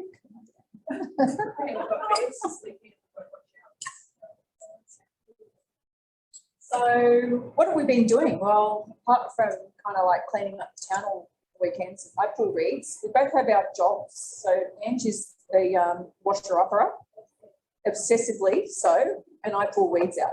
So I kind of do the lawn mowing and the wood snipping and stuff like that. So we've kind of got our jobs that we both do. But we've been growing all our own vegetables, coming out of our own veggie patch. So we've tried lots of bits and pieces with that. We actually entered into a giant pumpkin growing competition. And as you can see, it was a little bit of a failure. The pumpkin did die after it got to about, I don't know, decent size, but at least we decided just not call it the Millmerran show, we call it the Coolangatta show, because you can only win at your own show. What else have we? Oh, so sunflowers. We've become obsessed with sunflowers, and there's lots of beautiful variations. And the good thing about sunflowers is it does grow in drought resistant areas, or drought areas, I should say. So a bag of sunflower seeds, sort of all went from there. We thought, oh, let's chuck some in and see what happens. And then it just evolved to finding obsession from cleaning and weeding and sunflowers, and I don't know anymore. If you drive past, doesn't matter what season, you're going to have flowers. well, the good thing about that is that there is actually quite a few businesses that have sunflower festivals and stuff. I don't know if you've seen Calbar and bits and pieces like that. So we've actually got 150 metres of frontage. Our property goes around two streets. So we're going to, over the summer period, put sunflowers in. So we're going to get ourselves a manual hoe. And dig them in. The good thing is you don't need to dig them very far with sunflowers. You just put them in just a little bit of sprinkle of dirt on the top, and up they pop. And some of them grow as big as like this, and the stems are like massive, like 20 feet in the ground. So we're actually going to do that, and probably do some different variations of them. So there's Mexican sunflowers, which butterflies love, and normal sunflowers bees love. So it's a really nice thing to have there, and they're great for picking. Who doesn't love seeing a beautiful sunflower? So let's talk about the community then. Well, where do I start on this one? The men's shed we already spoke about. Yeah, a Loan Market Edge were generous enough to give a donation when we fixed the sign. We've got a photo of the sign up there. I may have had it on another picture. So the sign that was outside our property that was over 100 years old was very old and a bit, looking worse for wear. Friends that came to stay with us may have pulled it out of the ground and hid it in our cheese factory. Didn't actually belong to us, it belongs to the council. The community, yes, we took it out, well, it was taken out. We took it to the men's shed. They were paid with a generous donation. They fixed it up and put it back in the ground for us, and it was just such a delight. And we had so many people message us locally to say that they loved it. Jane, who we spoke about, the town librarian again, getting the community involved. She comes and gives us updates. People love stopping at our library, taking out books. Depending what's on that month in our recycling centre, we'll do an update. We've got Alan, Jimmy, Connie, Malcolm. So they're all the people that live in the area. So there is Coolangatta Township. Coolangatta Town Centre is in the middle. There are 6 of us in the population, Susie and I, Tracy and Vern across the road, and Malcolm and what's her name, Irene next door. Now, Malcolm and his brother Jimmy, their father and grandfather used to cart, and great-grandfather used to cart milk to our cheese factory. So as a consequence of their love of the place, they've cut down 50 trees off Jimmy's property to give us wood to finish our fencing project. So it is such a delight when things like that to happen. Yes. We're trying to get timber as a woman. I went to Bunnings. Let me tell you about Bunnings. So, I don't even know where to start, but we ended up with all the wrong timber, all the wrong sizes, hardwood, not, what is it? Pine, not hardwood, all of that sort of stuff. So then obviously the locals came to the rescue and put us onto the bush mill. So the bush mill, we've actually got cutting all of our timber and we'll use them moving forward for all of that, which is really exciting because the cost of timber's gone up about 20% and you can see our buildings, we need a lot of stuff done. So we're really pleased about that. So what's next? Evidence of time. I know you have to see it in your mind to really appreciate it. Across the road there's the river.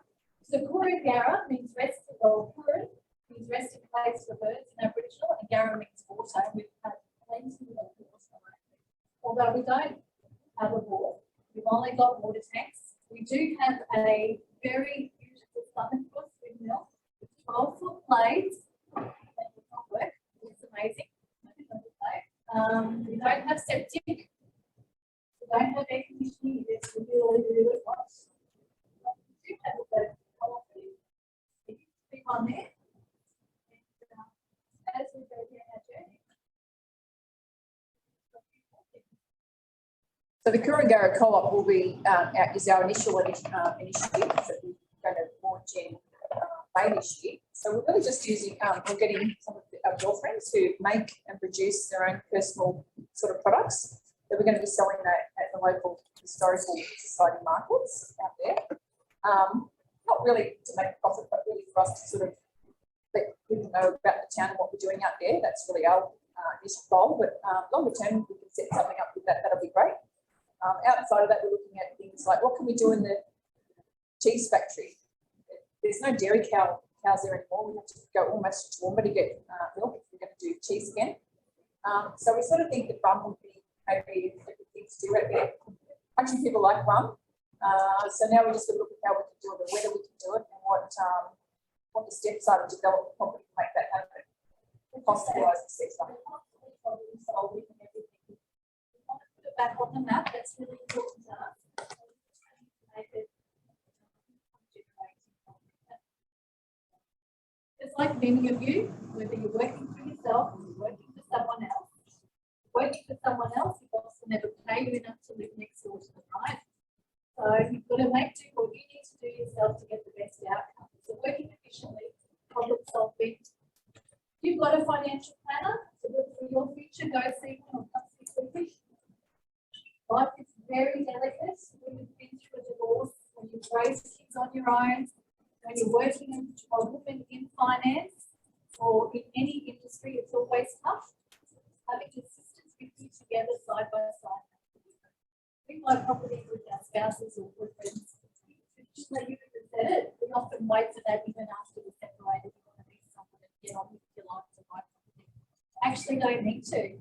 You're your best mate. You can actually, if you've got the same goals, that's me, sorry. If you've got the same goals and working towards the same purposes, it's very easy to get the right outcomes with your business, with whatever you're doing in life. So it does make it an interesting future for us because we're both hungry to make a change, make a difference, not within the community, but also for ourselves. Any questions? Have we got time? I just want to run through a few things in relation to women in finance, because this is my gig. So, you know, women, I talk to women all the time about money and, you know, being independent, all of that sort of stuff. And the amount of times people or women say that, you know, they really think their man is their retirement plan. I still hear it all the time. Girls, man is not your retirement plan. You need to be empowered to make your own financial decisions. So what does that really mean? That means actually knowing where your money's invested, how much you've got and how much you need. Don't forget, any time in your life, around 90% of us could end up single or looking after ourselves financially, or the family at any given time. So that's a bit of an eye opener. I mean, I don't know how many single women we've got here, or even who've been single parents, not necessarily single by choice. Okay, some of it's because of death, or they just left you. All right, we left them, whichever one. Okay. So who's going to be responsible for you financially if that happens? Sometimes at that point in time in your life, you also can become ill. So the major thing is don't make financial decisions based on the fact that you're in a relationship. Do it based on looking after you and your kids. Because there's no way in the world my ex-husband's paying my income protection policy premiums, or actually paying for me at all if I'd actually get sick. So at least the minimum is potential income. So that way you can make choices in life. Invest in yourself. Make sure that you know about your own money and bits and pieces. So, you know, just remember, if you don't actually get your money working for you, you'll keep working for money. So you know what that means? That means passive income means you don't have to work for long periods of time, which is why we're probably, some of us are in this business. So I'm probably not talking to the exact crowd of people that actually need to drive forward financially, because we're all, a lot of us are self-employed, but for those people who are employees, you know, your boss isn't going to make you rich. Okay? And every day that you swap time for money, you're stuck on the treadmill. Right? So start investing today in yourself and start. And one last plug for ALI. I will say that because I do work for them. They do pay my bills when I'm not doing this sort of thing. If you're a mortgage broker, consider what products you're offering to your customers. We've seen the devastation with the flooding. 1 in 4 people do get cancer. How many times do you need to be hit financially in your life if you haven't got a plan B? So chat to somebody if you want that passive income, doing the right thing. But honestly, this has been such a wonderful journey, and thank you for allowing us to share our time with you.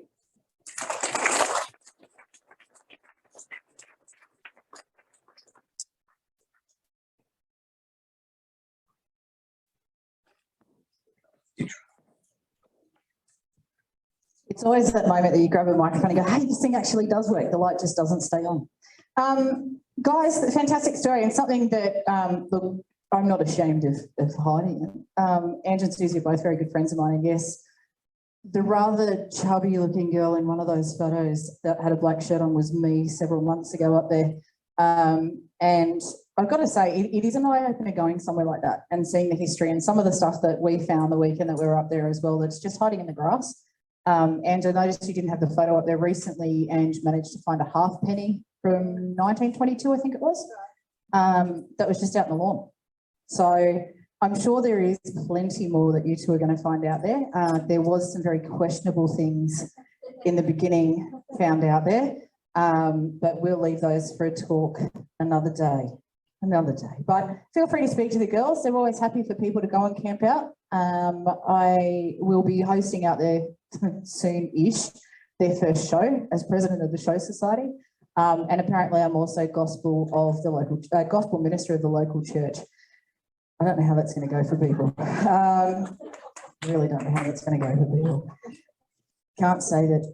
Anyway, heaven definitely won't have a place for me. So guys, we're moving on to the next session. Being our panel discussion for this afternoon, I would like to welcome to the stage with me now Mr. Alex Bugujak and Mr. Peter White. I would also like to invite to join me now Miss Denelle Brooks, I should say Mrs. Denelle Brooks, Ms. Madeleine Dart, and Miss Renee Blethe. If you'd like to come and take a seat up front, please.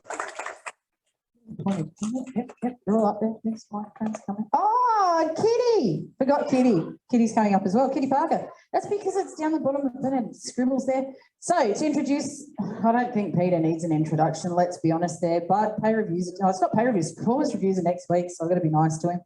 Peter White is the Managing Director of the FBAA and first started as a volunteer within the FBAA in 2003 as the State President of New South Wales, then National President Chairman of the Board of Directors. He's a strong and passionate advocate for the industry. This sounds like his dating profile. Did you put this on Tinder? Tinder, yeah. Yeah, I thought so. Okay.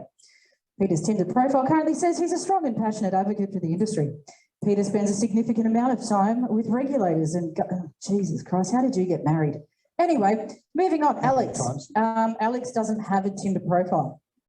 Alex is just Alex, who's been around in the industry now for about 20 years of leadership experience across the financial services industry. From leading multinational, multi-product, there's a lot of multis here, Alex. There's a lot of multis going on here. You're just not a multi-millionaire. Multi-personality. Corporations to fintech startups with a strong track record and of building brands, strategy and distribution that delivers sustainable growth in challenging and competitive markets. Thank Christ that's not your Tinder profile. So down the front, I'll get them to raise their hands as we go along. Contestant number 1 for the day. Danelle's passion is to foster human connections, creating environments that bring people and ideas together to achieve greater mutually beneficial outcomes. Danelle cultivates hope, leads with empathy, and actively engages with the industry stakeholders, including brokers, lenders, aggregators, and only one association, us. It actually says associations, but I changed that part. Next to Danelle, we have Miss Madeleine Dart, also known to most of us as Maddie. I'm sure the crowd at home is cheering quite loudly for her. Madeleine Dart is the Executive Assistant to Tanya Sale. We're pretty sure that Tanya is also watching this from down in Melbourne. Like most EAs, Madeleine's role encompasses much more than meets the eye. Let's face it, she works for Tanya. Having written several articles published by The Advisor, MPA, etc., there's a lot of industry publications and I'm not reading all of them. Winning Executive Assistant of the Year at the Women in Finance Awards and being named a finalist in 9 award categories over 6 years. There's something about overachieving. Madeleine is seen as one of the young leaders within the finance industry. Next along the line, Kitty, I didn't forget you this time. Kitty Parker is the multi-award winning director of Kitty and Miles. Kitty is not just a pioneer buyer's agent, but an expert in psychology and self-confessed data nerd. Now, this does sound like a Tinder profile. With her research having been published in international scientific journals alongside Nobel Prize winners, it's definitely not a Tinder profile. Kitty is passionate about changing the way in which people buy property throughout Australia. And last but not least, contestant number 4 for the afternoon, Renee Blethe. Having started her career as a broker working with her dad, Renee has incredibly valuable insight into the pressures, stress, and complexity of being both a mortgage broker and a business owner. She's extremely passionate about the finance industry and the role we play as a community, working together in helping customers make informed choices about their finances and hopefully improving their financial well-being. Having joined NextGen in early 2021 as National Head of Broker Partnerships, Renee has a wealth of experience in the industry, a deep understanding of the needs of the broker channel, a strong focus on optimising innovation and opportunity, and also likes long walks along the beach at sunset. Actually, no, it doesn't say that on her profile either. So guys, I'm going to hand over now to Alex and Peter. It does say I play a role in this part, but let's face it, we're all sick of my voice. And I'll let you take over with panel. Leah, thank you. There was an opportunity at the end of that, but I'm just going to let go to the creeper. Normally I wouldn't, but hey, you get it. Leah, thank you very much. And also, please give Leah a round of applause. She's been such a strong supporter of the FBAA as well as the women's voice within our industry. And she has a very opinionated position on what that looks like, as if you probably don't already know, but that's okay. But I also want to thank the ladies that are up here today. Now, some years ago, gentleman at the other end there, he and I were sitting down having lunch and said, we've actually got to do something about this. And Alex and I were actually ones who put this together back in the day when we could, about to continue this journey and expand our conversations about whether it be around empowerment, whether it be breaking the bias, whether it be looking at equality. The conversation just went on and on. So my thanks to you, young man, who's been a great support to me and a personal support as well as within business, and for what you have brought to the conversations that we've expanded upon within the FBAA, and also to each one of these women. Danelle is one of the strongest ladies I know. This is actually the CEO of Outsource Financial, of whom I've had an employment contract on the table for that many years, I can't remember. Kitty. Kitty and I have only met for the first time today, in one respect, physically, but we have been working together and we've been doing Q&A with Whitey and utilising your expertise and skills and knowledge in the property market. You've been an absolute pleasure to be able to have those conversations with, and we're so fortunate to have you up here today with us from Sydney. So thank you so much. This little lady here is an absolute gem. We, many years ago, started a mental health conversation when you were at Suncorp. We'll use that name nicely. It is a bank. No, that's right. Who still today back our confidential counselling program, but this is the lady that brought it together. And since then, as have each of these women are a part of our family at the FBAA. Thank you so much. I don't think people know really all that you do and how special you really are. So, but thank you. And for that, I'm going to hand over to you, young man, because I think you've got some questions you want to ask these women. I do indeed. Hi, everyone, and thanks, Leah, for the amazing introduction. Whitey, for those very, very kind words, and Mariah for doing it all, really making these guys look good. So I always feel uncomfortable standing up here. And for anyone that knows me, I'm not backwards and coming forwards. I'm certainly not the shy guy. But I feel really privileged and honoured every year to stand up on International Women's Day, being a guy representing the industry. And I've come to appreciate that whilst I feel I'm different, I still represent the majority and know my place. So we've got a lot of work to do. We're not there yet, but breaking the bias and understanding bias. I actually had a question for the last session, which maybe we can talk about later, but I really want to understand when the ladies, Angela and Susie, when you're talking about going into the community and how that bias, that perception of being potentially a lesbian couple, how that would have played out retrospectively, knowing the township now, if you actually were. Would you have gotten the support of the mentorship? Would you have gotten the support of the community? Maybe we don't want to know the answer, but that's really what we're here about to talk about today. These biases that exist and unpacking what that means, what we can influence, what we can change.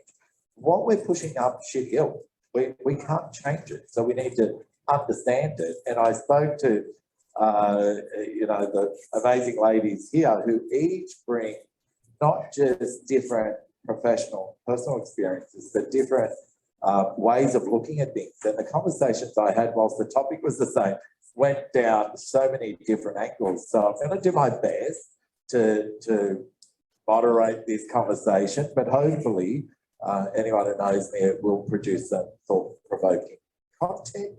And I really want to engage the audience. If you've got a question, don't wait till the end. For me, Pete, or any of the amazing ladies here, just put up your hand and we're going to do it live as we go along. Sound good? Awesome. All right, so framed up bias, what it means, and something that I'm passionate about is understanding what impact it has on generations and the role that each generation play. So I can talk about my father-in-law. He's as Oka as they come. For those of you who don't know what Oka means, it's very Aussie, very, very Aussie. He's very old school, he's in his 80s, and he's racist. He discriminates. Some of you are laughing, which I'm glad, because that's sort of humour we have to put on it, right? We can't change him. He's hardwired, big time. There's no changing him. But he's not malicious at all. Whilst I say he's racist, he's not actually racist. He just says a lot of racist things that means well. So a lot of you, I'm sure, will understand. It doesn't matter what, demographic you come from or what cultural background you've got. You will all know the older people, they're set in the ways they were brought up with certain values, beliefs, principles, which are generally set in your formative years of your life. So when you're a baby, infant, toddler, generally, Renee, we were talking about by the time you're 8, your hardwiring is nearly formed. God knows by the time you're 80, you're blowing a fuse. You're not changing wires in it. So it's about understanding and appreciating what that means and how do we get the progress that we really want moving forward. So I'm going to start with you, Renee, as a segue. We talked about how bias can be challenging for people to be open and be receptive, and that change needs to make sense, right? Otherwise, people can retreat and dismiss the argument or the thought or whatever it might be. So I know you had some personal experiences I'd like you to share. Help from friends.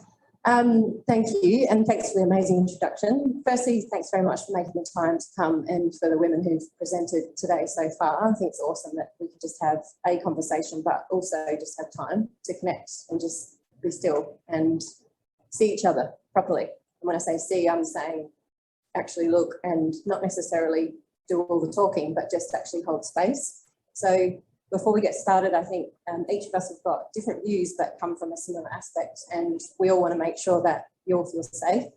And whilst we might have different views and we might have a different way of presenting something, our intention here today is to share our experiences so that it might provide some kind of enlightenment to you or help you make sense of a situation or an experience that you've had. I want to just give some context to, because today is specifically about gender bias. I grew up family of one of four, and my mum and dad had their own business, and I think I had an unusual type of upbringing in that I wasn't exposed to the gender bias until I started working my first corporate employment at 18 years old. So my mum and dad chose to have retail shops, and they had clothing shops very similar to a Just Jeans type of brand. And in that, it was predominantly female clothing that they sold. So most of the people that worked for them were females. So I grew up, even though my dad played AFL football and was very ochre, in a lot of his approach, what I saw around me were women who ran these retail shops and were very successful, and I saw him training and coaching, and it was a really different type of environment, and I wasn't exposed to the gender bias that does exist in the workplace, as you heard from the amazing statistics and alarming statistics that Joanna shared, until I was about 20, and it was quite a shock to me to have to then sort of become accustomed to a picture and a media story of what is portrayed and sometimes experienced. So I want to start with that basis, because my gender bias experience is not on the basis of my upbringing, even though there are examples of that. But I heard something the other day which really helped me think about, because there's so much, I think, going on that can actually make us feel quite overwhelmed. And Alex talked about and used the word, progression, and are we moving forward? And sometimes I think that moving forward picture for each of us represents something different. So is it we take 50 steps forward, but is it one step forward, and does it actually matter as long as we're actually moving forward? And when it comes to generational change, some people are at an age where they're not going to change, and what we're looking for in that is just perhaps a little bit more tolerance. And something that I heard that helped me make sense of that, to help with a person in my life who's in that at stage of life, and we have quite challenging conversations, and I don't want to feel, I want to find a better way to listen to the perspective but not feel the emotion and the frustration that I feel.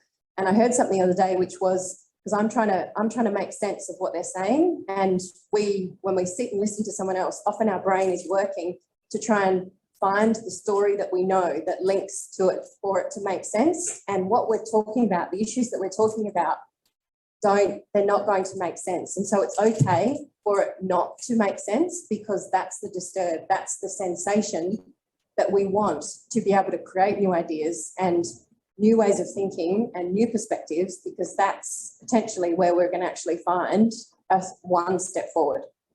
I love that. We're talking about sensation versus sensibility, right? And I think that's quite pertinent to everything that's going on in the world today.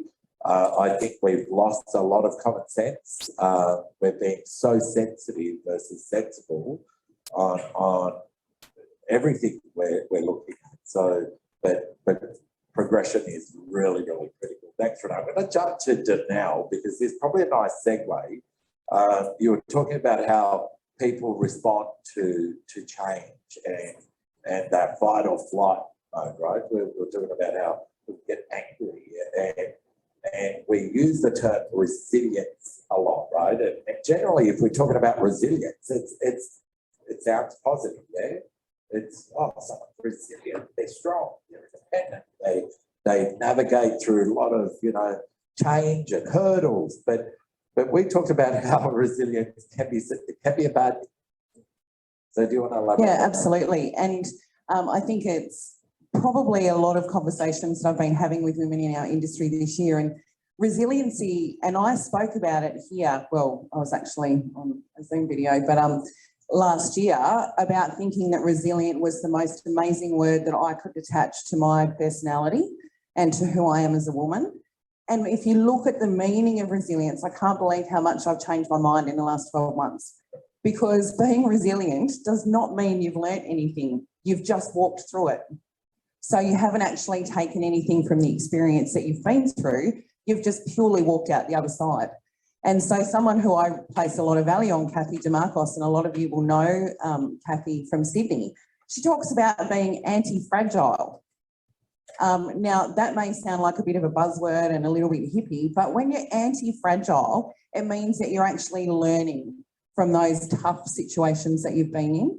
And when you do walk out the other side, you've actually learned something from that you're going to take into that next stage or into that next phase of your life, which is often around change.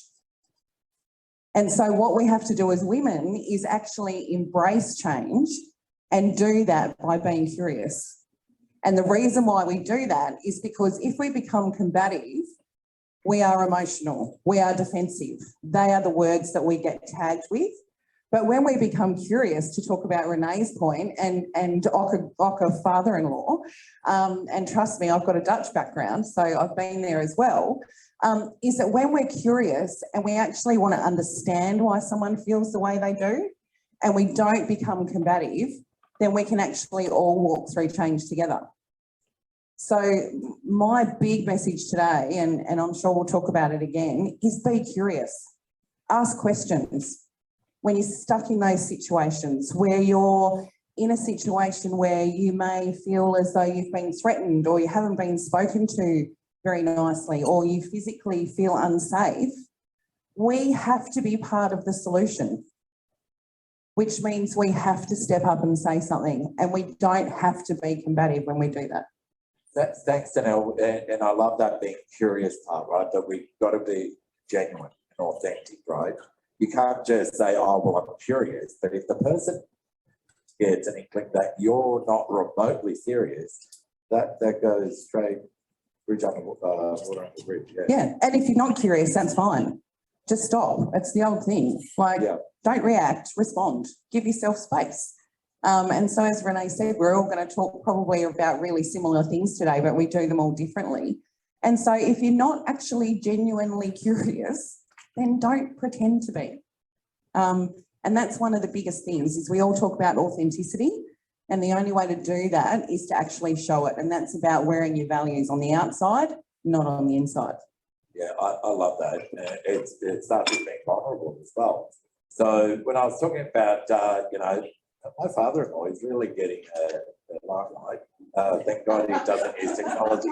But I think at that sort of generation, we're being very stereotypical here, right? So when we're talking about generation, not everyone fits into these categories or buckets, right? There's always an exception to the rule, but just entertain my generalism for the minute. If we think of like generation of 60 to 80-year-olds, we were talking about that you need to, they're generally more tolerant, not accepting. They don't want to accept it. Like when the referendum went out to you know, pass the law for gay marriage, my father-in-law did not want to talk about it. He certainly did not want to accept it. However, he was very happy to tolerate it as long as he didn't have to be involved. And I said to my father-in-law, I don't think a gay couple are going to knock on your door and say, hey, do you want to join in? You know, so I think he's safe, but tolerance is probably the most appropriate way to describe that generation. Then you get to the 40 to 60-year-olds where they're probably more curious, and that's what we're talking about, right? So we are genuinely more curious. We're a bit more advanced. We've come a long way. You know, Renee and I were talking about the Women's Weekly or the new idea or whatever it was 30, 40 years ago, where it showed front page, you know, a woman, and the headlines were, what was it? Tips on your hemlines, what hemlines you should have and the different ranges and what it represented. And we did a comparison. So it was the Women's Weekly from 1970, March the 11th actually. And compared to, because I thought the cover of Marie Claire last year, I don't know if anyone saw it, Grace Tame and Brittany Higgins on the front cover, and the articles for that actual issue were about game changers and speaking up and how to have that conversation. And it's just 30, like it's not long that we've made. Whilst I think we get frustrated that we haven't made as much changes as what we want, it wasn't actually that long ago where we were producing magazines teaching women how to cook and what appropriate hemline they should have. So and then we talk about the next generation, like the 20-year-olds, 30-year-olds. They need to learn patience, because we just want it tomorrow, right? So we're talking about how, well, on reflection, we've come a long way over the last 30, 40 years. And I'm looking at you, Kitty, because the psychology behind all this and how it plays out, I'm sure you've got a lot to add in terms of not just your professional experience, but personal experience as well. That's really well said, Alex. So what Alex is trying to point out here is me sharing the fact that I'm the mum of an adult trans son. So I'm just about to turn 50. I know I look a little bit younger, probably than that. But for a mum who's about to turn 50, who has a now 21, nearly 22-year-old child that grew up the majority of their life as a girl and was the spitting image of Kim Kardashian through teenage years, and suddenly went at just under the age of 18, actually, I'm a boy. And I want to come out as a boy, and I want to be known as I get older as a man. And what that meant for myself and my own generational bias, and going, holy moly, this does not compute, but I support my child. I want to be there for my child, but I've got to get hip and with this. As you say, Alex, I had to get hip and with, hold on, what are my biases and how do I support my child and what's going on for that generation?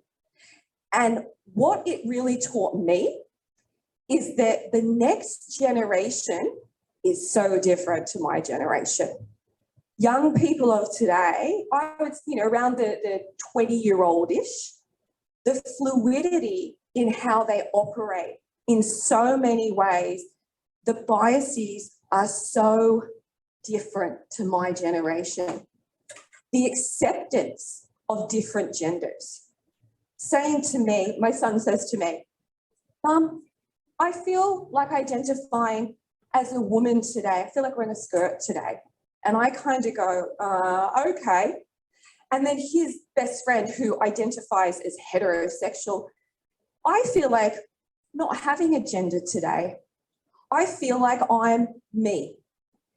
And for me, as a near 50-year-old mum, my head still struggles to compute. So as someone that comes in today on International Women's Day and wants to speak of breaking the bias, I can wholeheartedly say as a near 50-year-old, it has been a struggle for me to break my own biases. So I can understand for every single one of you out there and people watching from home, not on their couch in their PJs, of course, but everyone out there, just how hard it is, honestly, to recognise when you're biased and to also recognise when someone's being biased towards you. It's not always easy. Sometimes it's blatantly obvious. Other times we really need to tap in and really look at and check in with ourselves as to how we're approaching things and how it may be from the other person's perspective with what we're doing and saying. I can't even imagine what that's like, because we all struggle with it. Everyone here, every human on this planet has come across this challenge, but for it to be in your own household, your child, and especially with the way they are so fluid. I love that you use that, right? Like they just, they don't even have to embrace it. They just are it. I was told by my son, gender is on a continuum, Mum. Don't you get it? You need to get it. Gender's on a continuum. And I actually speak with some of my work colleagues, and I know Vicky's out there listening to this, and we have a chat about how is that? Aren't we male and female? Aren't we? And this is our own biases coming through, but we're desperately trying to do more than tolerate and understand. But as you say, the generational effects, the generation I grew up in, and probably some of you out there, it's very different to the younger generation. And so be, this is a generational situation within the next generation and the next generation. So as you say, we have to be really mindful and check in with ourselves as to what biases we bring to situations, because we do pass it down and we really have the almost accidental intent to pass it down. Sometimes we're not even aware of it. And just to be really conscious of that, because that self-awareness and that consciousness in and of itself is what is going to assist in breaking that generational bias. I think that's really cool that you can reflect and see where your strengths and weaknesses are, be able to then label it and say, holy crap, that is a bias coming through. That's actually really hard to do. But I hate to think that people hide behind that as an excuse. Well, that's why I was brought up. So tough like that. It's okay, but it's not, that excuse isn't good enough. We have to be able to at least do some tweaks. Whilst we can't change the wiring necessarily, we have to be able to do some tweaks. And if you can't do it yourself, maybe call on people like you said around you to help you navigate those waters. Spot on. So I know we're going to have more to loop back on that, but I'm going to throw to Maddie now, because we were talking about the equality versus equity dichotomy and how that plays out. So I think this is, again, a nice segue when we talk about equality versus equity. What does that mean? Yeah, absolutely. So I've just, thanks Mariah, I've put something up on the screen just to give because I'm a visual learner. I don't know about everyone else. I know you guys are probably all finance-based number learners, but I'm a visual learner. So on the screen, and I hope you can all see that at home as well, you've got this picture of the equity versus equality dichotomy. And basically in the picture on the left, you can see the equality, what equality represents. So it's basically giving a box to everyone, same dimension, same everything, to stand and see the football game. On the right, you can really understand how equity works. It's about giving people the things that they need in order to prosper. And I'm trying to figure out how to tie this all into, it's basically what everyone's been referencing a little bit, but I think it's really important to tie this specific example into what everyone's kind of mentioned actually, is the listening to be curious, listening to understand, and also active listening as well. We're never going to push forward, and as you said before, actually a couple of you mentioned it as well, my generation, I suppose, we're the generation of we need instant gratification. We are so ready to see women thrive more. And yes, we have come a long way, but we're still wanting more, and we always will. We've created that rod for our own backs. But I think equity and being able to understand the difference between equality and equity is really important into the future forward for all of us, especially with breaking down gender biases and generational biases and all of that kind of stuff. We're not going to kind of move forward unless we start catering to the issues that we are hearing about. And again, it's coming back to that active listening. I know Tanya and I, CEO of Outsource Financial, was basically talking about this whole thing the other day. And what we hear from our female brokers, because for those of you who don't know, Outsource Financial is an aggregator who is run and founded and owned by two women. So we're very, personally, I'm very lucky to be situated in a company, a finance company that has such a strong female-driven empowerment philosophy. So we were talking about this the other day, and essentially why she gets asked the question all the time, why don't we have more females in the finance industry? And we are doing pretty well, but obviously we would like to see more. And the kind of feedback we get is very based on bias, and it is the age-old, I guess, bias that women get into the industry guns blazing, and this is the one that we hear the most, and then they want to have a family, and then it's just, you know, the balancing act becomes too hard. And that's the main feedback that we get as an aggregator group about, you know, when our female brokers leave, they're like, oh, we just want to focus on family. And that is so okay. It absolutely is so okay. But that's the main factual reason that we get told. And I think if we're going to be able to cater for women to do the balancing act, that is going to be a matter of implementing the equity from the equality dichotomy. And yeah, hopefully if that's something that the industry is wanting to do, that we can try and do that. But again, double-edged sword, so it is what it is. But I thought that was an interesting thing to kind of touch on. I love that. Thanks, Maddie. And I think what I hear especially when I see the visual, what I personally see is that we don't necessarily practice what we preach. So it's all about the optics of it. So, you know, we saw in that image, well, they got a ticket to the show, but then we left them high and dry. We didn't care about that detail, right? And last year we were talking about how this pandemic is a great opportunity to really bring to life flexible working arrangements and address that whole, you know, I want to go away and be a mum, but guess what? I can actually do that and work from home. You know, God knows we've done that for 2 years. Well, the ladies are a perfect example. Sorry, guys. The ladies are a perfect example before how they just coming in now. You know, taking everything by the horns and buying their own, well, historic town. Like, that's a classic example of just running with it. So, yeah. Doing a Zoom from the outhouse, wasn't it? Yeah. Watching the mice go across the field. If we could put that slide back up of Maddie's, is that possible?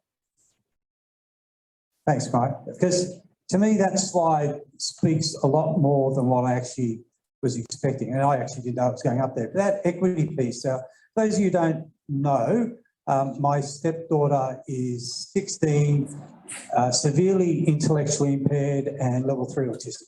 So the next step for her would be a vegetable. And she has the mind of about a 13-year-old, a 3-year-old. And it creates enormous challenges within the family. But when we look at what's happened, when I look at her point of view of her world, as crazy as that is, there is no bias. And I really take on board what I think with Leah, you said it right at the beginning about the bias is something that you're taught, you're educated on, you're not born with it. And here I have a child that is so challenged in this world that has zero bias. In actual fact, it's a little bit embarrassing because there are no boundaries, which would be nice at times, but anyhow, we deal with that. But the balance in that equity piece on that slide on the right, where there are different needs for different people to create that appropriate levelling so that we're all on the same playing field. I get concerned at times that we swing pendulums too far to one side. So the sins of the past become the sins of the future. And that worries me, I'll be honest with you. But somewhere we've got to find that balance. Now, in my youthful years, you can see it by my muscular structure. I used to teach martial arts. That went some time ago. But I actually have it tattooed on my arms. Both my upper arms are quite large tattoos on them. It actually speaks back to balance. I got very much in the philosophical or the philosophy of Zennism. And that balance, getting that harmony right, to me is the key to the success. And that picture on the right is about getting that right balance, that right leveling. It's not that everybody's got a box. Some people might need two, some people might need a ramp, but we all get on the same page. So we have that equity, that equal opportunities that aren't positioned because of some sort of bias. And where that's just simply because you're not given the assets you need to actually achieve what it is you can achieve. So I can tell you now with Charlie, as challenged as she is, she never gets lost. If we're in the car and we take one wrong turn, she's on our hammer real quick. She's as smart as, but she needs help in different ways to what other people do. I love that slide, and I wasn't expecting it. And it actually just, it rang very true to me with what I see, because, you know, I come back to Joanne, your comment that you made right towards the end of what you're talking about, where you had the hashtags up, and I wrote down here the hashtag you had, no proof needed. There isn't any proof needed. I hate this business that, and I'll tell you now, I hate what men and how men treated women through the past and through history. I see it over the last couple of years, what's happening in our government in this country and overseas in the way they've treated women. They're just absolutely disgraceful. But everybody's position, men and women alike, has no need to be proven. It is founded in the strength of what each is. And again, I come back to that slide and going, yeah, that just shows how we need to play things out. It's not about necessarily treating everybody the same. It's giving everybody the same opportunity to be who they are and to be able to excel without putting deliberate impairments or deliberate tripwires in the sand, I quite often call it, in the way of that actually playing out. So I just wanted to share that. Thanks, Whitey. And I love that you're always so open, right, about sharing how your feelings and your history and your challenges, you know, like God knows you've been through your fair share of medical challenges yourself, but you always wear your heart on your sleeve, which is why I love this event and I love supporting it, because we can be vulnerable. We can talk about stuff that's uncomfortable without the fear of judgment or persecution, which is the only way we can learn, right? So I'm going to open up for questions in a second, but I'm going to ask each one of you for that one last thing you'd like to share today. You know, you've got the opportunity, you've got the limelight. Look, for me, again, it just really goes back to the piece about we have to take ownership. We have to drop our own bias. We have to not, you know, and you spoke about this 3 years ago, Alex, and I flog this story everywhere. So, but I always say it's from you. But, you know, we see that job and, you know, it needs 5 years experience. We have exactly the same qualifications, but we as women look at it and say, we've only got 3 years experience, we're not going to apply. That's our bias. We have to be part of the change. Whereas AB will look at it and he'll go, oh, I'm good, I'm great, I haven't got 5 years experience, but I'm going to convince them I can do this. We have to own that. We have to make sure that we break our own bias. And it comes back to what Joe was saying too about confidence. And I hope that today, with what everyone has spoken about, that it just evokes thought and provokes thought and makes you think about that next job interview or the next time you're going to go and stand up here on a stage and have a chat about something that's important to you. Make sure you don't carry your own bias with you. We have to be part of the change, and we can only do that through confidence and support and being curious. But thanks, Danelle. Maddie? Continuing on from that, we are human, and if you do catch yourself being biased, I just think that we're, women in particular, we're very self-critical of ourselves as well. So just acknowledge that, own that, you know, you do have the biases and we are human and that's okay. But just shift your thinking. Instead of being like, oh, don't do that, just be like, oh, why did I do that? And again, be curious with yourself, because you don't need to beat yourself up when you do the wrong thing. You just need to learn from it. So I think on from that, just it's okay to slip up sometimes. Just ask yourself why and have a really honest, constructive conversation with yourself as well. Love it. Thanks, Maddie. And if you want to learn, just watch Pete. He slips up all the time. Kitty? On from the last 2 weeks, Don, It's dying. And on from the last two ladies, because my voice is out. Yep, that's it. Already. Okay. On from the last, it is, isn't it? On from the last two ladies, swinging this all in together, but I'm going to focus on, I guess, my topic that I kind of talked about is more mum-like. So I'm going to talk about mum bias and the summary that we can all take with us. I think the most difficult thing for every lady out here, whether you're a mum, about to be a mum, etc., or a dad, I think the hardest thing is, as both ladies here have mentioned, believing in yourself and maintaining your self-confidence. And I think the hardest thing to do as a mum is switch your mindset and put yourself first and be able to stand in your own sense of confidence and self-worth. And I think that's why it's a struggle for potentially so many of us women here to really maintain that confidence, because we're so taught becoming mums that we put someone else first. We put the kids first, we put the hubby first, we put our partner first. And slowly our own confidence in ourselves chips away. And that part of us reaching our potential and really stepping outside our lane is reclaiming that confidence as a mum. And I think that's really hard. It's easier said than done. But please trust me, as a mum, high school dropout, homeless teen, I've got every underdog label you could count. Trust me, if you reclaim that confidence, you are absolutely unstoppable. So it really is about center yourself, remember how great you are, and step forward. I love it. Awesome. Thanks, Kitty. Renee. I'm not sure there's much else left to say with these three key messages, but I actually want to connect something that you said, because your story, I can't imagine that journey.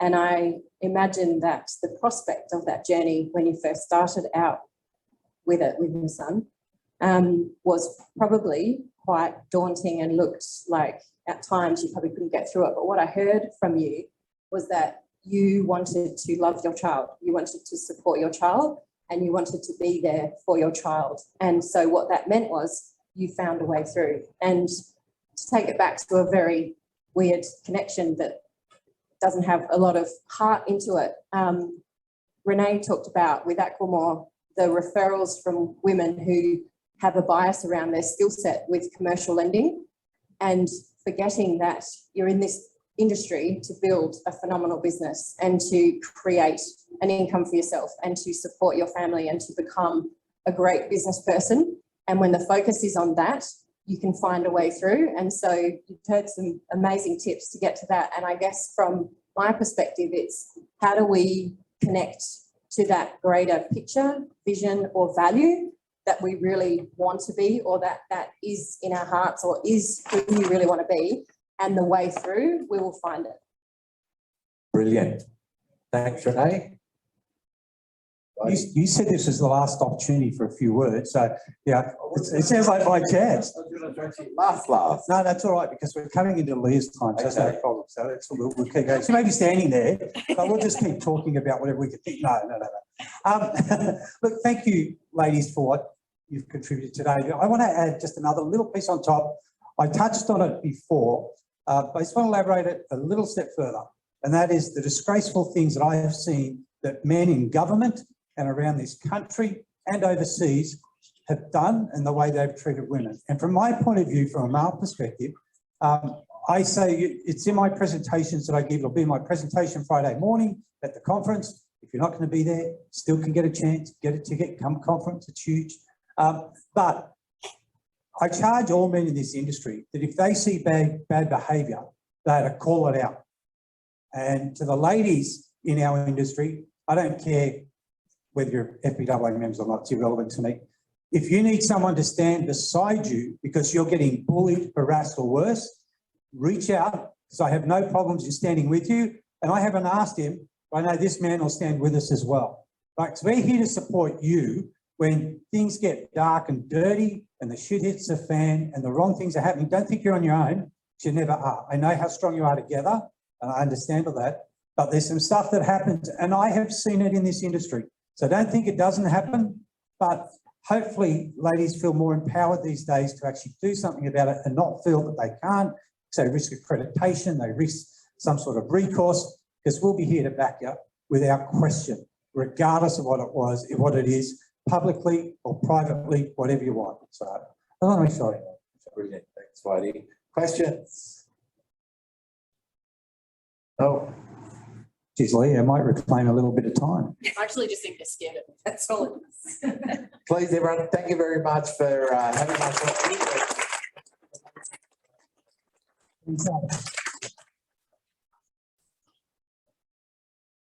Honestly.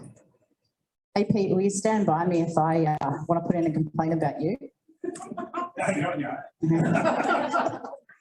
Bullying at its best. Welcome to my job. But then again, I want to know who's going to stand by Pete when he puts in a complaint that I'm bullying him. No one's ever listened. Yeah. No one's ever listened in general. So guys, it does wrap us up for the end of today. And we really do appreciate the support and being able to celebrate International Women's Day for the third year in a row via face-to-face and live stream for those of you playing at home and around Australia. One thing I do want to take today, and Peter partly hit on it, as a sports coach, something that they've taught us that we now teach generations to come is together we are stronger. And I know Pete says, you know, it is difficult at times for women to stand together. But as women, we need to stand together. The other thing we also have to be careful of is not creating a bias against men.